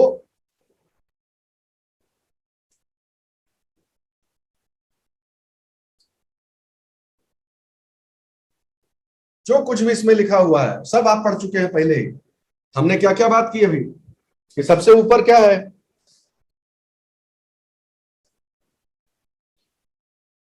रुको हमको ये मिल जाए ना तो हम ज्यादा बढ़िया से बता पाए। रुको एक चित्र मिलेगा कहीं ना कहीं, ऐसे इसमें ट्राई करता हूं मैं आपको बताने का, कोशिश करता हूं मैं, आपको शायद समझ में आएगा। और क्योंकि ये 2D है तो 2D में थोड़ा समझेंगे, आप दिमाग लगाएंगे तो आपको आएगा कि मैं क्या कहना चाह रहा हूँ। कितने फैक्टर्स काम कर रहे हैं देखिए। पहला फैक्टर क्या होता है कि भाई ये गर्म हुआ और ये ठंडा रहा, तो यहाँ से हवा इससे बढ़ गया, ओके ठीक है भाई समझ गए। दूसरा फैक्टर क्या हुआ, ITCZ शिफ्ट कर गया, यहाँ से हवा ऐसे चली गई, ओके वो भी ठीक है कोई दिक्कत नहीं है। दो फैक्टर समझ गए हम। तीसरा फैक्टर आपको क्या बताया गया कि ये जो तीसरा फैक्टर ये था कि ये पूरा का पूरा एक साथ नहीं शिफ्ट करता है, कुछ पॉकेट जो है वो छूट जाते हैं। चौथा फैक्टर क्या आपने पढ़ा, चौथा फैक्टर ये पढ़ा आपने कि भाई ऐसा है, एक बड़ी ही इंटरेस्टिंग चीज होती है, ये जो इलाका है पूरा तिब्बत के पठार वाला, वो ऊपर जो है ट्रोपोस्फेयर में साइक्लोनिक और एंटी साइक्लोनिक कंडीशंस जो है वो जेट स्ट्रीम भी है यहीं पर, तो इसकी वजह से ऐसे सिचुएशंस पैदा होती हैं जो जिससे कि अल्टीमेटली यहाँ पर जेट स्ट्रीम, एक टेम्पोररी जेट स्ट्रीम पैदा होती है जो कि ऐसे ऐसे आकर गिरती है, देखो ऐसे ऐसे ऐसे ऐसे,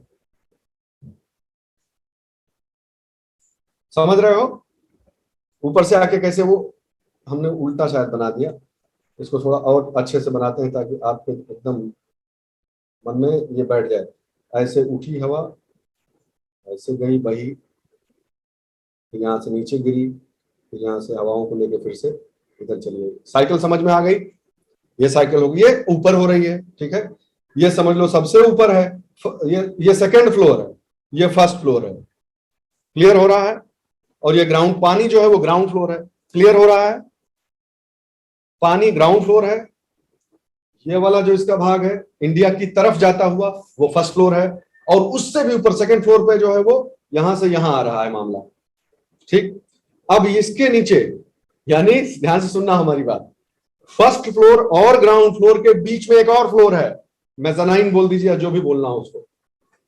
फर्स्ट फ्लोर और ग्राउंड फ्लोर के बीच में एक छज्जा भी पड़ा हुआ है, वो जो छज्जा है वही साउथ वेस्ट मानसून विंड्स है, समझ गए बात। तो ये इसको दबा रहा है, ये इसको दबा रहा है, ये पानी को दबा रहा है, और सारा मूवमेंट इस तरफ हो रहा है। मैस्करीन हाई से, अगला फैक्टर, मैस्करीन हाई से जो हवाएं चल रही वही साउथ वेस्ट मानसून ही समझिए उनको, वही विंड्स जो है वो हाई प्रेशर से लो प्रेशर की तरफ जाना चाहती है, सही बात है, लेकिन रास्ता तो उनको कोरियोलिस फोर्स के हिसाब से यही लेना पड़ेगा। और जब वो ये रास्ता अख्तियार करती है तो उनके ऊपर किस किस का प्रभाव पड़ता है, इसका प्रभाव पड़ता है, जो टेम्पोररी वाली जेट स्ट्रीम है उसकी निचली साइकिल के निचले वाले भाग का प्रभाव इस पर पड़ता है। और इसका प्रभाव किस पे पड़ता है, मैस्करीन हाई से आने वाली मानसून विंड का प्रभाव किस पे पड़ता है, इसके नीचे वाले पानी पे। तो कितने छल्ले बन रहे हैं, दो छल्ले देखो, एक, मैं थोड़ा इसका बड़ा करके दिखाता हूं तो आपको, अच्छा मैं बीच में खड़ा हूं सॉरी, देखिए क्या क्या छल्ले इसमें बन रहे हैं, आपको तुरंत समझ में आ जाएगा। फिर पहले मैं इसे सारा इरेज कर देता हूं और कलर अलग करके आपको मैं प्रयास करता हूं, अगर समझ में आ जाए तो इशारा कर दीजिएगा, नहीं तो आगे बढ़ेंगे। तो जो इसको थोड़ा और डील करेंगे, एक मिनट। हाँ, मैं सबसे नीचे से ऊपर की तरफ अब जा रहा हूं, सबसे नीचे पानी चल रहा है, ये पानी क्यों चल रहा है इस तरफ, सोमाली जेट तो उल्टा जानी चाहिए, उसको तो इधर जाना चाहिए था, तो ये इस तरफ क्यों चल रही है, क्योंकि इसके ऊपर मॉनसून विंड्स इसको घसीट के ले जा रही है पकड़ के। अच्छा, तो मॉनसून विंड्स क्यों जा रही है ऊपर, और वो तो जाएंगे ही क्योंकि यहाँ हाई प्रेशर है और यहाँ लो प्रेशर है, सिंपल है, वो तो जाएंगे ही। अच्छा वो तो ठीक है, लेकिन उनको इतना बल कहां से मिल जाता है कि वो पानी को भी घसीट कर लेके चली जाए, तब उसका आंसर है कि इस काले वाले को इस पीले वाले का सहारा मिलता है। और वो पीला वाला क्या है, जेट स्ट्रीम जो टेम्पोररी पैदा हुई है यहां से यहां तक ऐसे जो चलती है ऐसे, उसी का निचला भाग, लौटता हुआ भाग। तीनों लेयर समझ में आ गई।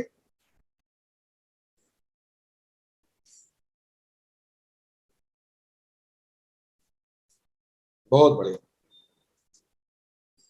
शाबाश, चलिए बहुत अच्छी बात है भाई, तब तो कमाल कर दिया आप लोगों ने। तो दोनों सीजन्स में देख लीजिए क्या स्थिति होती है, और आपको अब कुछ बताना ही नहीं पड़ेगा, आप तो समझदार लोग हैं, ऑलरेडी पढ़ चुके हैं। ओशियानिक करंट्स तो आप पढ़ ही चुके हैं। देखो जरा दोनों सीजन को जरा कंपेयर करो, इस दोनों इलाके को, और हमको बताओ कि आप समझ पा रहे हैं कि नहीं। क्या आप समझ रहे हैं कि नॉर्मली जब तक आईटी सीजेड की शिफ्टिंग ऊपर नहीं होगी तब तक जो हम हमेशा से पढ़ते आए हैं वही होगा। और वो क्या है, देखो इधर चित्र को देखना ध्यान से आप, और मैं सब एक्सप्लेन करने का प्रयास करता हूं। कलर बदल देता हूं। जब तक आईटी सीजेड यहीं कहीं बना हुआ है इक्वेटर के ही आसपास, तब तक क्या होगा, तब तक ये होगा, क्योंकि यही तो हम पढ़ते आए हैं कि दोनों तरफ की ट्रेड विंड्स हैं जो आईटी सीजेड में आके कन्वर्ज करती हैं। सही बात है। जल्दी चैट बॉक्स में थोड़ा अटेंटिवली आप लोग रेस्पॉन्ड कीजिए, ये कहना नहीं पड़ना चाहिए। ठीक है भाई, क्लियर। आईटी सीजेड जब तक यहां है तो ऐसा, अगर ऐसा है तो क्या इसमें बहुत कठिन बात है? अगर मैं छोटी सी बात कहूं आपसे तो क्या ये बड़ी कठिनाई वाली बात है कि जो सोमालिया के आसपास जो करंट बहती है, सोमाली करंट, उसकी दिशा ये होगी? क्या मैं गलत बोल रहा हूं? सही है कि नहीं है? सही बात है ना भाई, कि जिधर हवा जा रही है उधर तो पानी जाएगा। अब मैं अगर दिशाओं को बदल दूं, मतलब सिचुएशन को बदल दूं और आईटीसीजेड को ऊपर शिफ्ट कर दूं, तो फिर हवाएं जो है, जो यहां पर कन्वर्ज हो रही थी, इस जगह पे कन्वर्ज हो रही थी, वो अब यहां पर कन्वर्ज होंगी कि नहीं? कहीं इस जगह पे आके कन्वर्जन होगा उनका।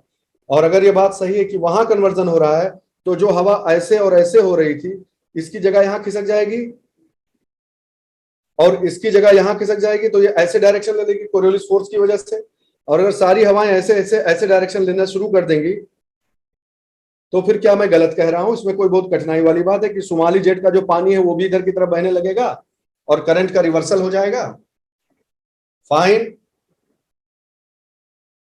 क्लियर एकदम है। तो अब एक बात बताओ, ओशियानिक जो कैसे, कितनी इंटरेस्टिंग है, पता नहीं, शायद हम ही ज्यादा खुश हो जा रहे हैं, आप लोगों को उतना इंटरेस्टिंग लगता है कि नहीं, आई डू नॉट नो। अगर मैं ये बात कह रहा हूं कि सोमाली जेट रिवर्स हो गई है, सोमाली स्ट्रीम जो है, सोमाली करंट रिवर्स हो गई है, और अब सोमाली करंट इधर से इधर को बह रही है, ऐसे बह रही है ऑफ द कोस्ट, तो ये जो हवाएं हैं, हवाएं जो इसे ले जा रही हैं वो इधर की तरफ ले जा रही हैं, तो इसके तट पे, कलर चेंज करके बता रहा हूं, जगह को मार्क कर रहा हूं मैं हरे से, ये जो तट है, इस तट से लगा हुआ जो पानी है, इस पानी में अपवेलिंग होगी कि डाउनवेलिंग होगी सोमालिया के तट पे? यही है मेरा सवाल, और मैं 3D बना के आपको समझाता हूं, अगर नहीं समझ में देखे कहीं है 3D की नहीं है, ऐसे ही समझा दूंगा, मैं ट्राई करता हूं। ठेंगा तुम लोगों को कुछ समझ नहीं आ रहा है। ये मान लो सोमालिया है और ये इंडिया है, मान लो खाली इंडिया है।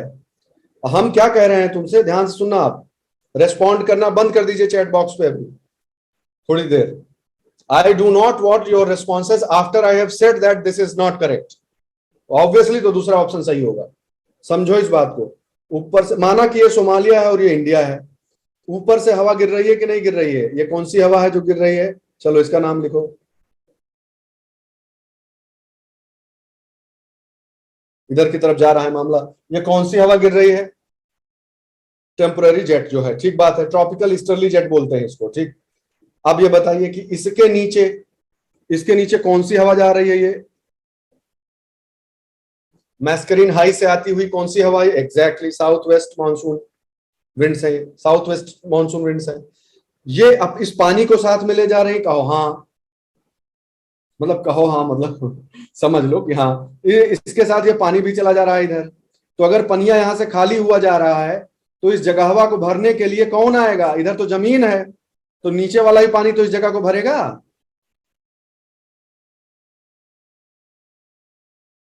समझे बात को? चलो ठीक है, तो यहाँ अपवेलिंग होगी, तो अपवेलिंग होगी तो यहाँ पर फिश का पॉपुलेशन अच्छा होगा कि नहीं होगा? प्रोडक्टिव हो जाएगा एनवायरमेंट की नहीं? ठीक बात है। लेकिन चीजें इतनी आसान नहीं है, मैं आपको उसमें नहीं घसीटना चाहता हूं, लेकिन खाली एक इंटरेस्टिंग चीज बता के छोड़ रहा हूं खाली आपको। ये जो रिवर्सल है और जो अपवेलिंग है, ये सब पहले ही होने लगता है। जेट स्ट्रीम और इसके बीच 1-to-1 रिलेशन हमेशा हो, ये जरूरी नहीं है, गजब मैकेनिज्म है ये। तो बहुत सारे इसमें रिसर्च चल रही है, बस अभी इतना कह के छोड़ रहा हूं खाली आपको। लेकिन ये घटना इंपॉर्टेंट है, कहने का मतलब ये होती है और ये इंपॉर्टेंट घटना है। अच्छा भाई, ये भी समझ गए आप, ये सब पढ़ लीजिएगा आप, मैं इसमें ज्यादा नहीं पढ़ना चाहता, ठीक है।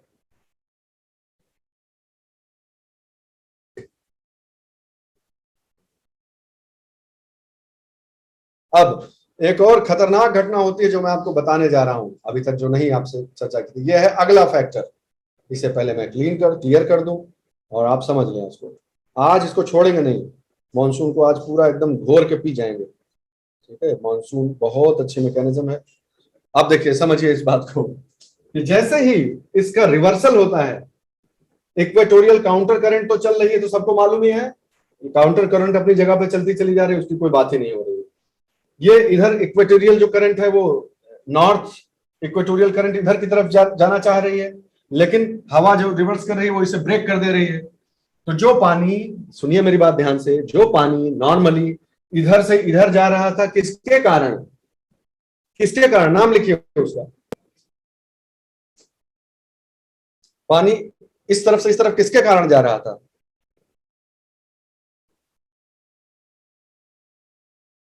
नॉर्थ इक्वेटोरियल करंट, बिल्कुल सही बात है। या कह लीजिए नॉर्थ ईस्टर्न ट्रेड विंड्स, हाँ ठीक है, मैं समझता हूं, दोनों ही बातें ठीक है। तो कुल मिलाकर ये करंट जो है पानी को इधर ले जा रही थी और डिस्टर्ब हो गया, ये पूरा सिस्टम पलट गया सर। तो अब पनिया उल्टा चलने लगेगा कि नहीं? अरेबियन सी से अब ऊपर से उसको जेट स्ट्रीम का भी सहारा मिल रहा है, मैस्करीन हाई से आने वाली हवा का भी सहारा मिल रहा है, तो सबका पानी खींच लेके इधर चला आएगा कि नहीं? अरब सागर से बे ऑफ बंगाल की तरफ सारा पानी बहने लगेगा कि नहीं?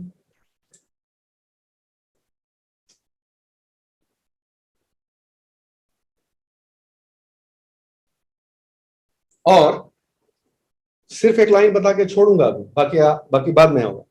और इस घटना की वजह से सी सरफेस टेम्परेचर पे असर पड़ेगा कि नहीं पड़ेगा? यहां का जो पानी है वो यहां आके मिक्स हो रहा है, ये बात सही है कि नहीं? वार्म वाटर जो है वो अपने ठंडे की तरफ बहते हैं कि नहीं बहते हैं?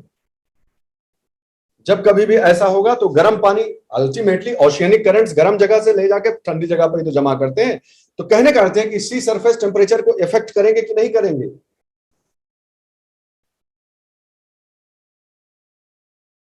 तो समर में क्या ये बात कह सकते हैं कि विंटर में पानी यहां से यहां बही और समर में इधर से इधर?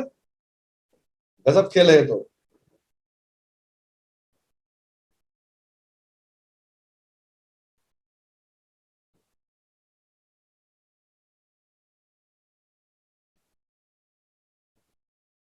क्लियर, ठीक। वही देख रहा हूं कि कोई ऐसी चीज है जो छूट नहीं जाए। तो अब आप ये बात भी समझ पा रहे हैं कि अल्टरनेटिवली जैसे सीजनल फ्लक्चुएशन आएंगी, वैसे इंडियन ओशियन के ये जो दोनों छोर हैं, ऐसे समझिए इस बात को, एक छोर इधर वाला है, सही देख रहा हूं ना मैं? हाँ, एक छोर ये हुआ, एक छोर ये हुआ इंडियन ओशियन का। ये जो छोर है, डंबल समझते हो? डंबल, तराजू, तराजू समझ रहे हो? तराजू, तराजू ज्यादा अच्छा है, वो बताना चाहिए मुझे। तराजू जैसा है, एक ये भाग हो गया, एक ये भाग हो गया इंडियन ओशन का, हिंद महासागर का। तो ये बात सही है क्या कि विंटर में इधर का पलड़ा भारी हो जाएगा क्योंकि सब पानी यहां आ रहा है, और जब समर आएगा, मानसून का समय आएगा, तो यहां का वही पनिया इधर आ जाएगा, तो सब इधर का पलड़ा भारी हो जाएगा। तो ये ऐसे ऐसे होगा कि नहीं होगा? जैसे हम लोग वो खेलते नहीं है, बच्चे लोग खेलते हैं जो सी सॉ, वो ढेकुल पो ढेकुल ढेकुल जैसी नहीं चलती है जो, समझ आ रहा है ना? इसीलिए इसको इंडियन ओशियन डाइपोल बोलते हैं। दो पोल्स हैं इसमें, एक यार वाला एक यार वाला, और वो अल्टरनेटली गरम ठंडा होता रहता है। ये सीजनल फ्लक्चुएशन समझ में आ रही है?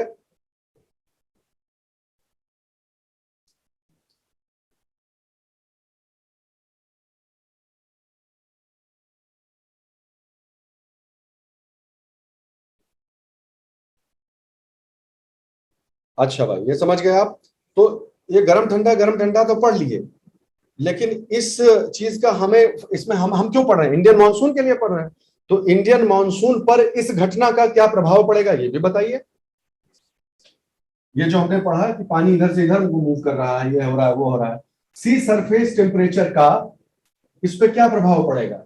अगर यह बात सही है कि ये जो पानी है यहाँ पर ये गर्म हो जा रहा है, इधर से इधर को मूव कर रहा है, हवाओं के संपर्क में आके ऐसे से मूव कर रहा है, तो इस सरफेस का गर्म हो जाना इंडियन मानसून के लिए अच्छा है कि खराब है?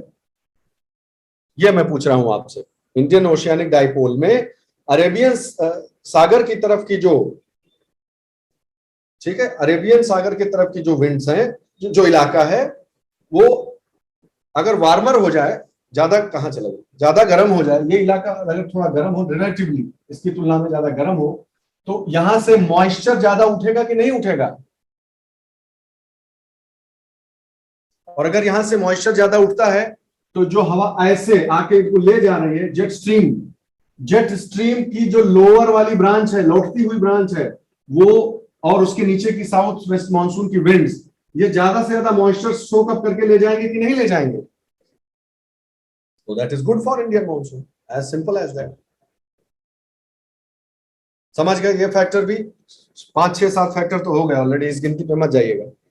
अगला फैक्टर ये आप पहले ही जानते हैं। अच्छी बात यह है कि हम लोग ओशियानिक सर्कुलेशन के ही समय इसके फंडामेंटल्स को पढ़ चुके हैं, लेकिन अच्छी बात है रिवीजन हो जाएगा। वॉकर सर्कुलेशन क्या होता है? बहुत सिंपल है, ये तो पहले ही पढ़ चुके हैं। ये अमेरिका, साउथ अमेरिका, ये ऑस्ट्रेलिया वाला इलाका, आप पहले से ही जानते हैं कि यहाँ पर एक वार्म पूल होता है, जानते हैं कि नहीं? ऑस्ट्रेलिया वाला जो इसके ऊपर का इलाका, ये वार्म पूल वाला इलाका है, कहिए हाँ। अगर ये वार्म पूल वाला इलाका है तो यहाँ पर साइक्लोनिक कंडीशंस बनेगी, कहिए हाँ। हवा ऊपर उठेगी, बिल्कुल, ऊपर उठ के कहीं ना कहीं सबसाइड होगी, हाँ यहाँ पर सबसाइड हो रही है। अगर यहाँ सबसाइड हो रही है तो यहाँ एंटी साइक्लोनिक कंडीशन बनेगी, कहिए हाँ। यहाँ एंटी साइक्लोनिक कंडीशन होगी तो एटमॉस्फेयर जो है, क्लाइमेट क्लियर होगा, कोई बारिश वारिश नहीं होगी, हाँ बिल्कुल सही बात है। और फिर जब वो गिरेंगी तो समुद्र के सरफेस को लेके इधर वापस आएंगी पानी, और एक साइकिल बन जाएगी जिसे वाकर सर्कुलेशन बोलते हैं। और वैसे भी ये तो ट्रेड विंड का ही इलाका है, ये तो हम जानते हैं कि ट्रेड विंड से है, तो इक्वेटर यहाँ कहीं है ना, इस तरफ, तो ये ट्रेड विंड ऊपर इक्वेटर है, तो ये सब ऊपर और नीचे सब ट्रेड विंड से तो चल रही है। देखिए पूरा वो वाला मैप दिखाता हूं तब आपको समझ में आएगा। वर्ल्ड का मैप दीजिए, इसमें है कि नहीं? वर्ल्ड में है, उसके थ्रू समझ, ये इस वाले को समझ लीजिए कैसे, देखो, हाँ ऐसे समझिए इसको, कोई बात नहीं, अलग अलग है लेकिन समझ जाइएगा, ठीक है? तो ये तो इक्वेटर है भाई, ठीक है? इसी के यहाँ पर ये ITCZ है, मान लीजिए इस जगह पर ITCZ है। तो होता क्या है कि ऑस्ट्रेलियन, अगर ये पार्ट बहुत गर्म है तो यहाँ से हवा उठेगी, ऐसे उठी ऊपर, इधर जाके यहाँ पर सबसाइड होगी। और वैसे भी ये ट्रेड विंड्स का ही तो इलाका है पूरा, अगर यहीं पर तो आके मिलती है, तो ITCZ नीचे है अगर, जहां भी हो, लेकिन ट्रॉपिकल विंड्स जो है वो नॉर्थ ईस्ट ऐसे ही तो इधर ही तो आएंगी। तो नॉर्थ ईस्टर्न जो ट्रेड विंड्स है वो पानी को, कोई भी ट्रेड विंड हो, अगर ITCZ नीचे है, हमारे यहाँ जाना है, नीचे गर्मी है, तो अगर नीचे यहाँ पर ITCZ इस जगह पर है, ट्रेड विंड्स अल्टीमेटली दोनों जगह की कन्वर्ज होकर इधर ही को तो बढ़ती है। स्थिति जो भी हो, तो जो साउथ की भी ट्रेड विंड्स है उनका डायरेक्शन क्या है? इधर की तरफ पानी को लाना है, तो यहां से पानी चलेगा इधर की तरफ, ऑस्ट्रेलिया को चला जाएगा। अगर ऐसा है, वापस आइए चित्र पर, यदि ऐसा है तो सिंपल सा एक बढ़िया सा सर्कुलेशन जो है वो कंप्लीट हो गया, ये तो बहुत अच्छा हो गया कि यहाँ से पानी इधर लाया जा रहा है, इवेपोरेट होता है, साइक्लोनिक कंडीशंस बनती है, खूब बारिश होती है जम के, वॉकर सर्कुलेशन कंप्लीट होता रहता है। बहुत है, ये तो ऊपर का तो समझ गए, अब नीचे का देखो, क्योंकि यहाँ का पानी खिसकाया जा रहा है, सरफेस वाटर को खिसकाया जा रहा है, इसलिए एक तो ये, दूसरा ये पानी बहुत गर्म है, दूसरा इसलिए ठंडा पानी जो है यहाँ, ये थर्मोक्लाइन यहाँ पर डीप होगी, यहाँ थर्मोक्लाइन शैलो होगी। यहाँ पर थर्मोक्लाइन डीप इसलिए होगी क्योंकि बहुत ज्यादा इलाका पानी का बहुत गहराई तक गर्म है। कुल मिलाकर होगा क्या कि पानी इधर इधर तो मूव हो रहा है, यहाँ इकट्ठा पाइल अप होता जा रहा है, तो कुछ तो इवेपोरेट हो जाएगा भाई, पानी बरस जाएगा, बाकी का जो है दबने का प्रयास करेगा, दबाएगा। कुल मिलाकर होगा ये कि ये इसको अपवेलिंग होने लगेगी यहाँ पर, और यहाँ पर अपवेलिंग होती है तो फिशरीज, पेरू का जो कोस्ट है वहां पर one of the richest areas for fisheries and all, तो जब तक ये नॉर्मल सिस्टम चल रहा है तब तक तो ठीक है, लेकिन अगर कहीं गड़बड़ाया तब क्या होगा, तब देखो ये हो जाएगा। अगर ये विध्वंस हुआ, ये साइकिल टूटी, तो ट्रेड विंड्स जो है वो कमजोर पड़ेंगी, ट्रेड विंड्स कमजोर पड़ेंगी तभी तो पानी इधर आना बंद हो गया। दूसरी बात, ये एरिया जो वार्म पूल वाला एरिया था जहां पानी डाल रहे थे, ये डिस्टर्ब हो गया। इसकी जगह पर हुआ क्या कि जो यहाँ हाई प्रेशर एरिया था वो विध्वंस हो गया, लो प्रेशर यहां बन गया, यहां बजाय यहां बन गया लो प्रेशर। अगर यहाँ लो प्रेशर बनेगा तो साइक्लोनिक कंडीशन यहाँ बनेगी, साइक्लोनिक कंडीशन यहाँ बनेंगी तो बारिश वारिश सब यहाँ होगी। अगर बारिश यहाँ होगी तो पानी यहाँ से रिमूव हो नहीं रहा है, पानी नहीं रिमूव होगा तो अपवेलिंग रुक जाएगी, अपवेलिंग रुक जाएगी तो प्लैंक्टोनिक ग्रोथ और फिश के ग्रोथ के ऊपर प्रभाव पड़ेगा। तो ये तो ठीक है, उसमें हमसे क्या मतलब, ये उन दोनों के बीच का मैटर है, ऑस्ट्रेलिया और साउथ अमेरिका वो लोग जाने, हमसे क्या मतलब भाई, जरा बताओ तो चैट बॉक्स में, हम क्यों परेशान हो इसको लेकर।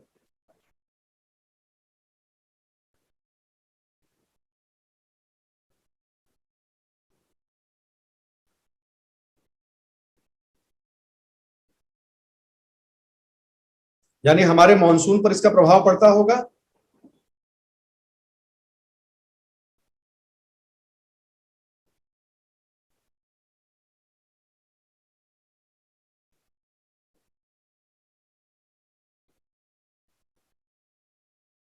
अब दिमाग लगाओ जरा कि क्या प्रभाव पड़ता होगा। ये देखिए उसी का एक जीता जागता स्वरूप दिखाया जा रहा है। ये सारी जो गर्मी है, सी सरफेस टेम्परेचर देखो इधर ज्यादा हो गया, अगर सी सरफेस टेम्परेचर इधर ज्यादा हो गया तो खूब बादल बादल इधर बनने लगे, अगर बादल ज्यादा इधर बनने लगे तो सारी बारिश यहाँ हो जाएगी, यहाँ पर ऑस्ट्रेलिया के बजाय साउथ अमेरिका के कोस्ट पे हो जाएगी।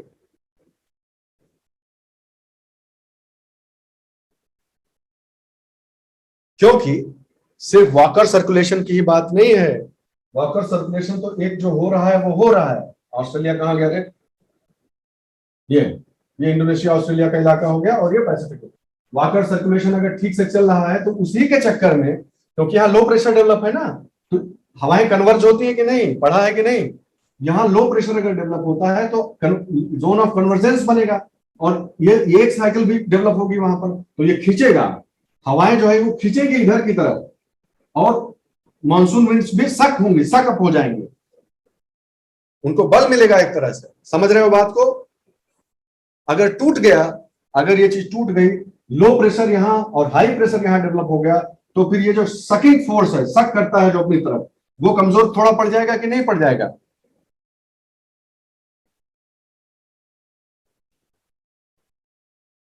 उच्च दाब जैसा इलाका बनने लगेगा ना, ऑस्ट्रेलिया इंडोनेशिया के ऊपर जो लो प्रेशर होना चाहिए था वो हाई प्रेशर एरिया बनने लगेगा और इस प्रकार पूरी की पूरी साइकिल ही रिवर्स हो जाएगी, सारे साइकिल्स को अफेक्ट करेगा वो।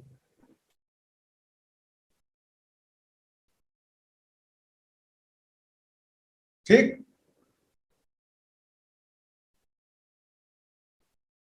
तो ये जो है, ये घटना जो है ना, ये पूरी जो घटना है, ये सदर्न ऑसिलेशन कहलाती है। ऑसिलेशन, आवर्तन होता रहा है, जैसे ऑसिलेट करती हुई कोई कंडीशन, ये सदर्न ऑसिलेशन है। ठीक है, अगर सदर्न ऑसिलेशन होता है, ठीक है, तो इसका मतलब सब कुछ नॉर्मल है, सदर्न ऑसिलेशन अपने नॉर्मल वाले फेज में है। अगर गड़बड़ा जाएगा, एल नीनो आ जाए, एल नीनो आ जाने की वजह से सदर्न ऑसिलेशन अपने नेगेटिव फेज में कह लीजिए, या ऑसिलेशन डिस्टर्ब हो जाता है, यही है। तो एल नीनो तो यही तो है। ये यहां पे पूरा दोनों चित्र एक साथ देखिए तब आपको समझ में आएगा। हाँ, आप देखिए, जब तक एल नीनो नहीं है तब तक low pressure high pressure cycle cycle cycle सब बनी हुई है। अगर यही टूट जाए और यहां पर हाई प्रेशर, जिसे कहते हैं लो प्रेशर, यहां आ जाए तो लोग हवा ऊपर उठने लगेगी यहां, अगर हवा ऊपर उठने लगेगी यहां तो साइकिल जो है वो रिवर्स हो जाएगा। साइकिल अगर रिवर्स हो जाएगी तो ऑस्ट्रेलिया के ऊपर जो लो प्रेशर जोन बन रहा था वो हाई प्रेशर बन जाएगा जोन। फाइन, और ये हवाएं आके सबसाइड होंगी ना, यहाँ पर ये रुकेगा नहीं, हवाएं आके जो है वो यहां तक आ जाके सबसाइड होने लगेगी, सब नीचे गिरेगा ये सब, और ये साइकिल भी कंप्लीट होगी। ये जो फोर्स है इधर से इधर जाने का, हवाओं के इस डायरेक्शन का, वो इसी पे डिपेंड करता है कि ऑस्ट्रेलिया के ऊपर सकिंग हो रही है या डिसिपेशन हो रहा है। अगर सक कर रहा है तो ये स्ट्रॉन्ग साइकिल बनेगी। अगर वीक पड़ गया, ये हाई प्रेशर हो गया लो की बजाय, तो ये वीक साइकिल्स बनेंगी। बहुत सिंपल।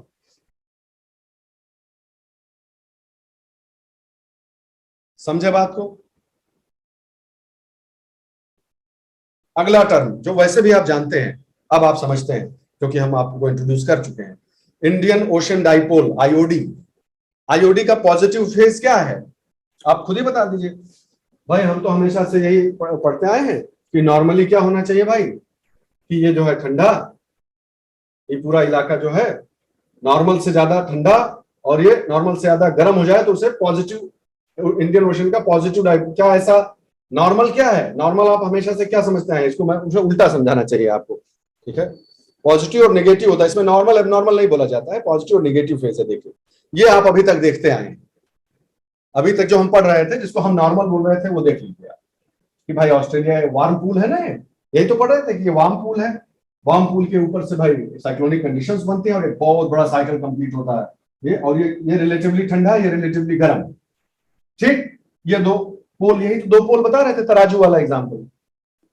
अब अगर ऐसा हो जाए, पलट जाए मामला, अरेबियन सी का टेम्परेचर, अरेबियन सी का सरफेस टेम्परेचर यदि ज्यादा हो जाए यहाँ के इस वाले पोल के टेम्परेचर से, तो फिर सिचुएशन पूरी उल्टी हो जाएगी। यहां पर बनेंगे खूब साइक्लोन बनेंगे अरेबियन सी में और खूब यही सब होगा सारा प्रेसिपिटेशन यहां होगा, ठीक बात है। तो चांसेस ऑफ रेन जो है वो अफ्रीका के हॉर्न पे ज्यादा होंगे, सारा मॉइस्चर जो है वो यहां खत्म हुआ जा रहा है, देख रहे हो कि नहीं देख रहे हो। और अगर इसका ठीक उल्टा वाला होता तो चांसेस ऑफ रेनफॉल ज्यादा इस इलाके में होगा। सिंपल सी बात, जहां भी साइक्लोनिक कंडीशंस डेवलप होंगी पानी वहां ज्यादा बरसेगा, इसमें तो कोई है ही नहीं, कोई ज्यादा बताने वाली बात ही नहीं है। Is that understood? अब एक इंटरेस्टिंग चीज बताता हूं, याद आता है सब पढ़ाई की है, आप लोगों का ही धन्यवाद है कि आपके कारण मुझे भी थोड़ा बहुत ज्ञान हुआ, मुझे पढ़ने का सौभाग्य प्राप्त हुआ। पतंगा समझते हो? पतंगा, पतंगा बोलते हैं उनको, क्या बोलते हैं? टिड्डी। टिड्डी, टिड्डी का किस संदर्भ में आपने जो है वो नाम सुना है?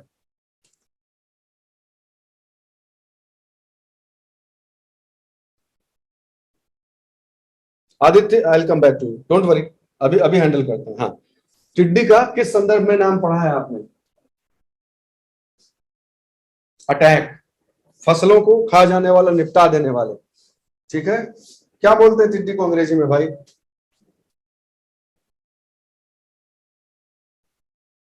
नहीं नहीं भाई, लोकस्ट बोलिए ना, जो टर्म करेक्ट टर्म है बोले, ग्रास हॉपर नहीं बोले, लोकस्ट। लोकस्ट अटैक होता है।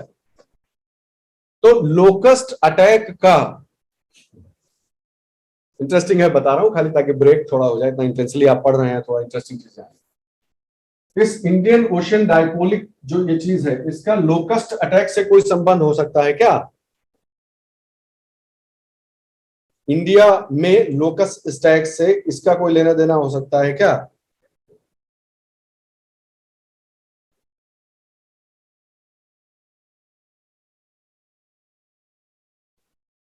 होगा, किस कारण से होगा, बस ये पूछना चाह रहा हूं मैं। अगर वो कारण आप बता लीजिए तब मजा है। इसको 2-3 मिनट का हल्का फुल्का डिस्कशन मान लीजिए, ब्रेक समझ लीजिए। तब तक आदित्य के सवाल का भी जवाब दे देते हैं। ओके, पॉजिटिव फेज का ये मतलब नहीं है कि positive in the sense of सकारात्मक, फायदेमंद, नहीं नहीं नहीं, बेनिफिशियल वाला टर्म के पॉजिटिव नहीं है। दो आइडेंटिफाई की जाती है, पॉजिटिव फेज और नेगेटिव फेज का आइडेंटिफिकेशन है, ताकि चाहे पोजीशन ए पोजीशन बी कह लीजिए, रिवर्स, एक दूसरे के रिवर्स पोजीशन है। इंडियन ओशियनिक डायपोल तब पॉजिटिव माना जाता है जब उसका लेफ्ट साइड, हमारी तरफ से लेफ्ट साइड जो है वो ज्यादा गर्म हो, और नेगेटिव तब माना जाता है जब राइट साइड ज्यादा गर्म हो। ऑब्वियसली उसकी जो निगेटिव स्टेट है यानी ये वाली है, यही वो है जो नॉर्मल वॉकर सर्कुलेशन के समय होती है। आप क्लियर है Aditya? Are you satisfied with the answer? Normal कह लो, चाहे आईओडी को निगेटिव बोल लो, चाहे वॉकर सर्कुलेशन को नॉर्मल कह लो, दोनों एक ही बात है एक तरह से। लेकिन ये दोनों एक दूसरे से इंडिपेंडेंट घटनाएं हैं, मेरा बल इस बात पे है, और एक दूसरे को प्रभावित करती है। रमाकांत बोल रहे हैं कि sir some confusion in surface and upper circulation in Walker circulation. नहीं तो कोई कंफ्यूजन नहीं, क्या कंफ्यूजन है बताइएगा। पहले आप सवाल को टाइप कर लेना आराम से, कोई दिक्कत नहीं। हमको तो कोई कंफ्यूजन नहीं लग रहा है इसमें। देखो वॉकर सर्कुलेशन कहाँ था लास्ट, ये है वॉकर सर्कुलेशन, इसमें कोई कंफ्यूजन हमको नहीं दिखता। कोई बात नहीं, अगर ऐसा कुछ है तो आप रखिए, टाइप करके अपना सवाल रखिए, डिटेल्ड सवाल, उसको हैंडल किया जाएगा। बताया नहीं कोई किसी ने कि लोकस्ट वाला मैटर क्या है? अच्छा, इन दोनों में से कौन सी अवस्था में अफ्रीकन हॉर्न वाले इलाके में ज्यादा बारिश होगी, ऊपर वाले में कि नीचे वाले में, पॉजिटिव में कि निगेटिव में? संभावना कहाँ है अफ्रीका के इधर बारिश होने में? पॉजिटिव वाले में। अच्छा भाई, तो बारिश होगी, बारिश का नेक्स्ट परिणाम उस लैंड के ऊपर क्या होता है? कहीं पे बारिश अच्छी हो जाए तो वहां क्या होगा?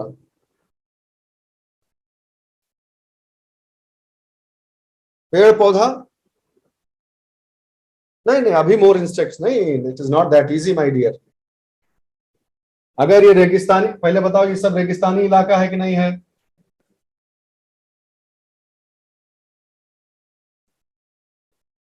चलो दूसरे तरीके से समझाते हैं तुम्हें, तो तुम्हें तुरंत समझ में आ जाएगा, फट से समझ में आ जाएगा।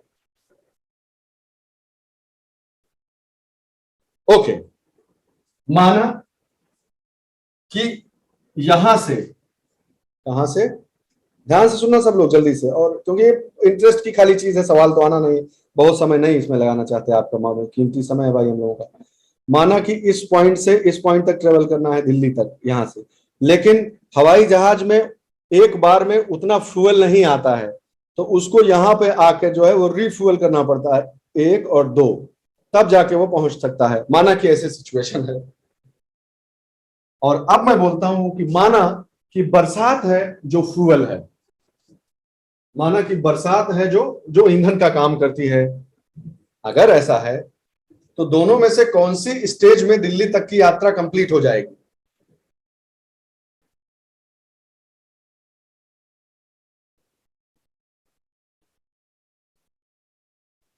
पॉजिटिव वाले में कहीं कोई शक की बात ही नहीं है, ये तो सब जान गए।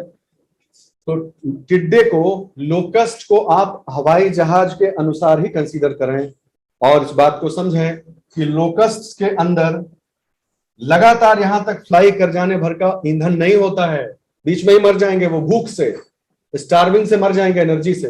लेकिन इस इलाके में जब बारिश हो जाती है तो यहां पर वेजिटेशन पैदा हो जाती है, और वो वेजिटेशन उनके लिए बस स्टॉप या फ्यूलिंग स्टेशन की तरह काम करता है। वो यहाँ पे रहते हैं, यहां से उड़ के यहाँ आते हैं, और फिर यहां से यहाँ आना उनके लिए संभव हो जाता है। That's how this particular thing is connected with the locust attack.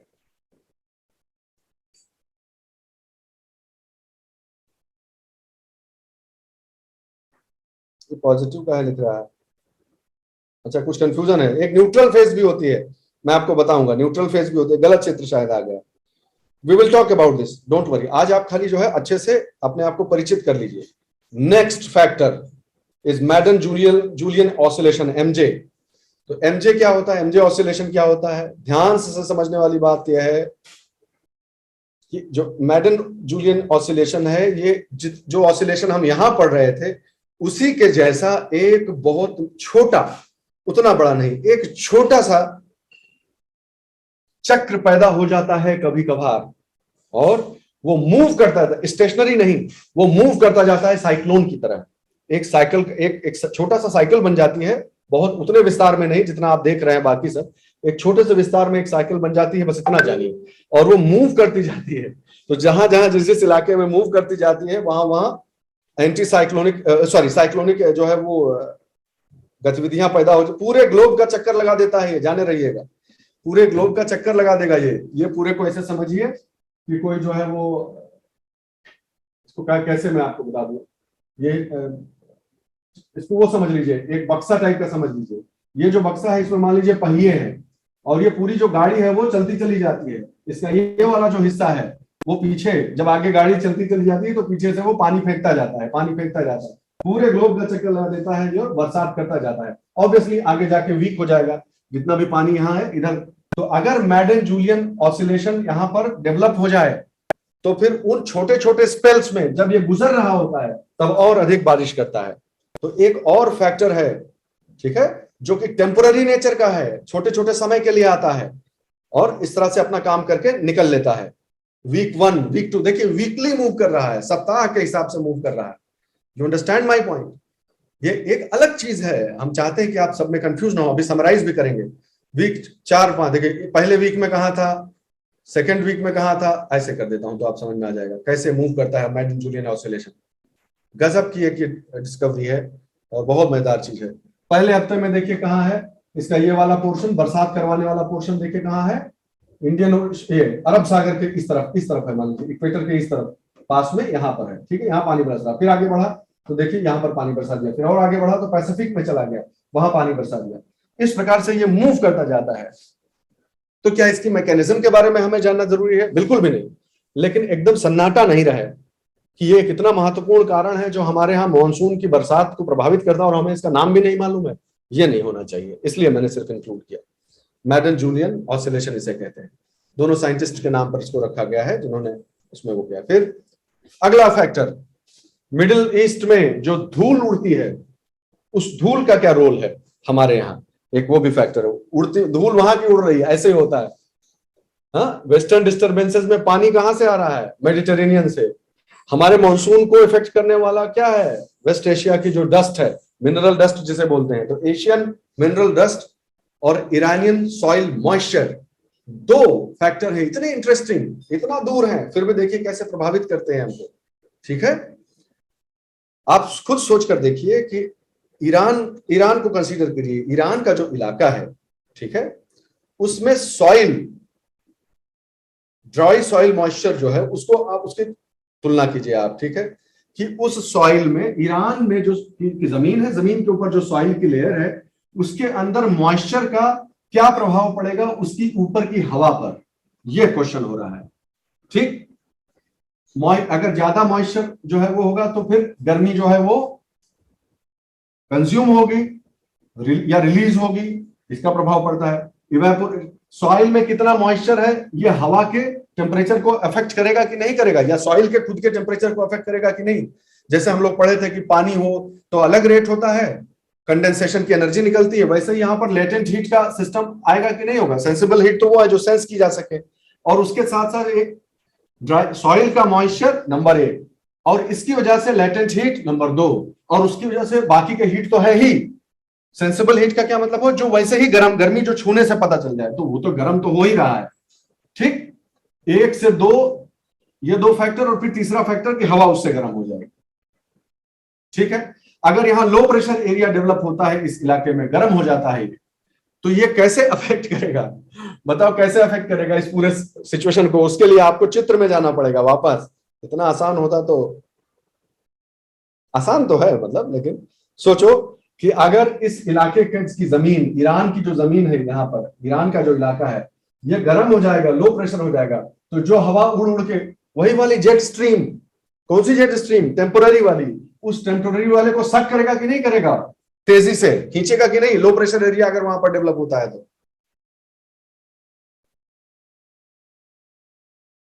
फिर से अब चित्र पे वापस आओगे तो तुम्हें समझ में आ जाएगा। आप देखो, वार्म एयर अगर यहाँ पे होगी, लो प्रेशर एरिया जैसा डेवलप होगा, ठीक है, लेटेंट हीट, अगर यहाँ लेटेंट हीट कम, सेंसिबल हीट ज्यादा है, यहाँ लेटेंट हीट ज्यादा, सेंसिबल हीट कम है, तो यहाँ थोड़ा कूल रहेगी। तो ये इसका वार्म या कूल होना, जो जेट स्ट्रीम, जो ट्रॉपिकल, जो अपर लेवल की ईस्टर्ली विंड्स जो आ रही है, जेट स्ट्रीम आ रही है, उसको खींचने में को प्रभावित करेगी कि नहीं करेगी, है कि नहीं है? तो वहां का लो प्रेशर एरिया भी काउंट करता है। ठीक है, अब Asian mineral dust aerosols, elevated heat pump बोलते हैं इसको, गजब मैकेनिज्म है ये, तो खैर कमाल ही है। कुल मिलाकर बात क्या होता है, बहुत मजेदार बात है ये, जो डस्ट पार्टिकल्स अगर हवा में उठे हुए हैं, खूब हवा चली है और डस्ट पार्टिकल दूर दूर तक फैले हुए हैं, तो जो छोटे छोटे पार्टिकल्स हवा में सस्पेंडेड होते हैं ना, वो वेपर के लिए, जब वेपर कंडेंस हो रहा हो, तो उसके लिए केंद्र का काम करते हैं। उसी के चारों ओर जो वाटर के मॉलिक्यूल्स है वो कंडेंसेशन करके बरसात बन के नीचे आ जाते हैं, बादल, या ऐसे कह लो कि बादल बनने की प्रक्रिया में जो पॉल्यूटेंट पार्टिकल्स होते हैं, चाहे डस्ट पार्टिकल है चाहे पॉल्यूटेंट पार्टिकल्स है, वो कंडेंसेशन न्यूक्लियाई की तरह काम करते हैं। ठीक है,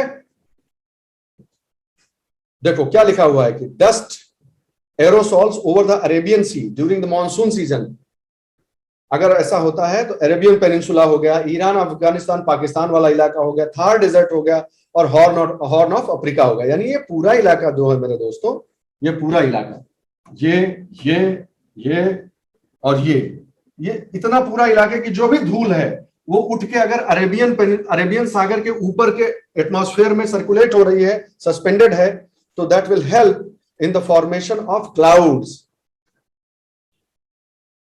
ठीक है,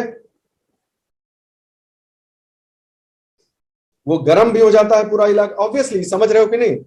बात सिर्फ क्लाउड के लिए न्यूक्लियस के तरह काम करने की नहीं है। आप जानते हैं कि एटमॉस्फेयर में जितने ही ज्यादा पार्टिकल्स होंगे, सूरज से आने वाली रोशनी उतनी ही उनसे टकराएगी कि नहीं टकराएगी, और रेडिएटिव हीटिंग उनकी भी हो जाएगी, उस पूरे लेयर की हो जाएगी कि नहीं, जस्ट बिकॉज कि उसमें पार्टिकल्स मौजूद हैं। अगर नहीं होते तो सीधे सनलाइट धरती पे आके गिरती। समझ रहे हैं बात?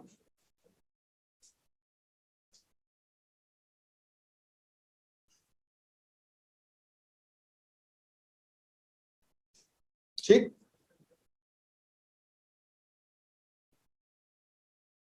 अब डिपेंड, एक बहुत बड़ा इंपॉर्टेंट फैक्टर इसमें आ जाता है कि सी जो सस्पेंडेड है वो डस्ट पार्टिकल्स हैं या सी सॉल्ट के एरोसॉल्स हैं। ये बहुत केमिकल और फिजिकल डिटेल में हमको नहीं जाना भाई, हमारी तो सीमित व्यवस्था है, सीमित आवश्यकता है हमारी, उसके हिसाब से हम जानते हैं। सिर्फ बात ये समझनी है आपको कि एक पॉजिटिव फीडबैक लूप बनती है जो शमल विंड्स हैं और जो ईएचपी एलिवेटेड हीट पंप इफेक्ट है, ठीक है, वो निगेटिव फीडबैक लूप जो बनता है साउथ वेस्ट मॉनसून फ्लो और सी सॉल्ट इमिशंस के बीच में। कुल मिलाकर मैं आपको कंफ्यूज नहीं करना चाहता, एक छोटा सा बात समझिए कि कुछ ऐसे फैक्टर्स हैं जो यहां पर मॉनसून का जो विंड का जो फ्लो है उसको पॉजिटिवली इफेक्ट करते हैं, कुछ ऐसे हैं जो उसे नेगेटिवली इफेक्ट करते हैं। और साल दर साल ये बात जो है वो साल दर साल कई बार ऐसा देखा गया है कि किसी एक पर्टिकुलर सॉल में कोई एक एस्पेक्ट डोमिनेट कर जाता है, तो उस समय मॉनसून को सपोर्ट करने वाला अगर हुआ तो मॉनसूनिक जो रेनफॉल है वो ज्यादा होगी। इस प्रकार दूर से ही सही और एक छोटी सी एक्सटेंट तक ही सही, लेकिन वो भी इंडियन मॉनसून को प्रभावित करते हैं, ये दोनों फैक्टर्स भी। समझ रहे हैं आप? कौन से दोनों फैक्टर्स? ईरानियन सॉइल मॉइस्चर और अरेबियन सागर के ऊपर का डस्ट एरोसॉल, ये दोनों फैक्टर भी इसको प्रभावित करते हैं। बहुत है इसमें, ये चित्र भी है, मैंने आपको सब दिया, लेकिन मैं आपसे आग्रह करता हूं इन सब डिटेल में जाने की जरूरत नहीं है। अफसर बन जाइएगा तब मजे के लिए इसको पढ़िएगा, ज्यादा परेशान ना होइए। अभी खाली इतना समझिए कि ये भी प्रभावित करते हैं। लास्ट एस्पेक्ट बहुत ही इंपॉर्टेंट, इसका कोई जवाब नहीं है, and that is called the monsoon trough. What is a trough? Trough simply is a low extended low pressure area. तो बोले सर लो प्रेशर एरिया तो पढ़े थे, वो जो पॉकेट्स होते हैं और शिफ्ट करने में देर लगाते हैं, वो अलग हो गया, ठीक है। लो प्रेशर सेल्स वो अलग हो गया। एक गजब मैकेनिज्म ये होती है। नॉर्मली क्या होता है दोस्तों कि मॉनसून की जो विंड्स है वो ऐसे मूव कर रही है, ठीक बात है। जब कर्क रेखा के ऊपर यहां पर सूर्य महाराज जो है वो गर्मी अपने कायदे से बरसा रहे हैं, ऐसा देखा गया है कि एक बड़ा सा लो प्रेशर का एक अंडाकार जैसा कह लीजिए, एक अंडाकार इलाका जो है वो डेवलप होता है यहाँ पर। ये नॉर्मल पोजीशन है, इसे मॉनसून ट्रफ कहा जाता है। एक लो प्रेशर एरिया यहाँ पे डेवलप होता है और वो लो प्रेशर एरिया सक करने का काम करता है। ये इलाका क्यों इतना गर्म हो जाता है आप समझ ही सकते हैं। राजस्थान से शुरू हो रहा है, थार के ऊपर का डेजर्ट का इलाका है, ठीक है। यहाँ से गर्मी होते होते होते ये पूरा पेनिनसुला का जो पार्ट है ये गर्म हो जाता है और यहाँ पर जो है वो लो प्रेशर एरिया डेवलप होता है जो कि सक करता है। तो जो विंड्स हैं वो इसी को फॉलो करती है, ऐसे ऐसे खींचता जाएगा, ये खींच ले जाएगा सबको। अगर नॉर्मल पोजीशन है, मॉनसून नॉर्मल है, जिसे कहते हैं ठीक ठाक बारिश कर रहा है, इस लो प्रेशर ट्रफ का डेवलप होना इंपॉर्टेंट है क्योंकि ये खींचता है। तो कहाँ बारिश कहाँ होगी बताइए? अगर ये लो प्रेशर एरिया डेवलप होता है, इसकी पोजीशन क्या ये डिसाइड नहीं करेगी? बताइए, सोच कर देखिए। अगर नॉर्मल पोजीशन यहां है, इसके इधर डेवलप हो गया तो किस इलाके में ज्यादा बारिश होगी वो बदल जाएगा, और इसके इधर डेवलप हो गया तो किस इलाके में बारिश होगी वो बदल जाएगा। Understand my point? तो उस फोर्स ऑफ एक्सेलरेशन अगर मिड पॉइंट पे है तो सब जगह बराबर बराबर भाई, ठीक है। सब जहां जिसकी जैसी ओरोग्राफी हो, जिसमें जहां जितने पहाड़ हो, उस हिसाब से मानसून किसी के साथ डिस्क्रिमिनेट नहीं कर रहा है। अगर आपके यहाँ पहाड़ है तो लड़ के बारिश कर देगा, जैसी जिसका लैंडस्केप हो। लेकिन अगर ट्रफ अपने आप से सदर साउथ होकर अगर डेवलप करेगा तो फिर इधर बरसात करने वाला फोर्स कमजोर पड़ जाएगा, इस इलाका ये खाली रह जाएगा। और अगर बहुत आगे चला गया तो सब कुछ को इधर सक कर लेगा, इधर ले जाएगा सबको। फुटहिल्स ऑफ हिमालयाज में जकड़ के जो है उधर सारी हवाएं चली जाएंगी। Do you understand this? तो मॉनसून ट्रफ का डेवलप होना नंबर एक, मॉनसून ट्रफ ठीक से डेवलप हो रहा है कि नहीं, एक यानी स्ट्रांग इनफ है कि नहीं, और नंबर 2 उसकी पोजीशन कैसी है। तो ठीक से डेवलप हो रहा है कि नहीं ये डिसाइड करता है कि कितना मानसून आएगा, और कहां डेवलप हो रहा है ये डिसाइड करता है कि ज्यादातर बारिश कहां होगी। तो मॉनसून ट्रफ जो है वो भी इस चीज को डिसाइड करता है। और यही नहीं, इससे जुड़ा हुआ एक चीज और बताना चाहते हैं, बंगाल की खाड़ी में पैदा होने वाले साइक्लोन्स, यहां पर पैदा होने वाले लो प्रेशर जोन्स के द्वारा सक होते हैं, वो भी उनका भी मूवमेंट जो है वो ये प्रभावित करते हैं। और साइक्लोनिक रेनफॉल भी आके लो प्रेशर जोन जैसे जैसे सक करता है, साइक्लोन डेवलप हुआ, आके वर्षा करके चला गया, आया आके वर्षा करके चला गया। इस तरह की कॉम्प्लेक्स मैकेनिज्म भी होती है और मॉनसून को प्रभावित करती है। And these will be some 10-12 factors, and that will be all for today. We will see in the next class. Maybe weekends में class possible नहीं हो तो आगे मिलेंगे। आप लोग अध्ययन करिए, रिवाइज करिए। God bless. जय हिंद।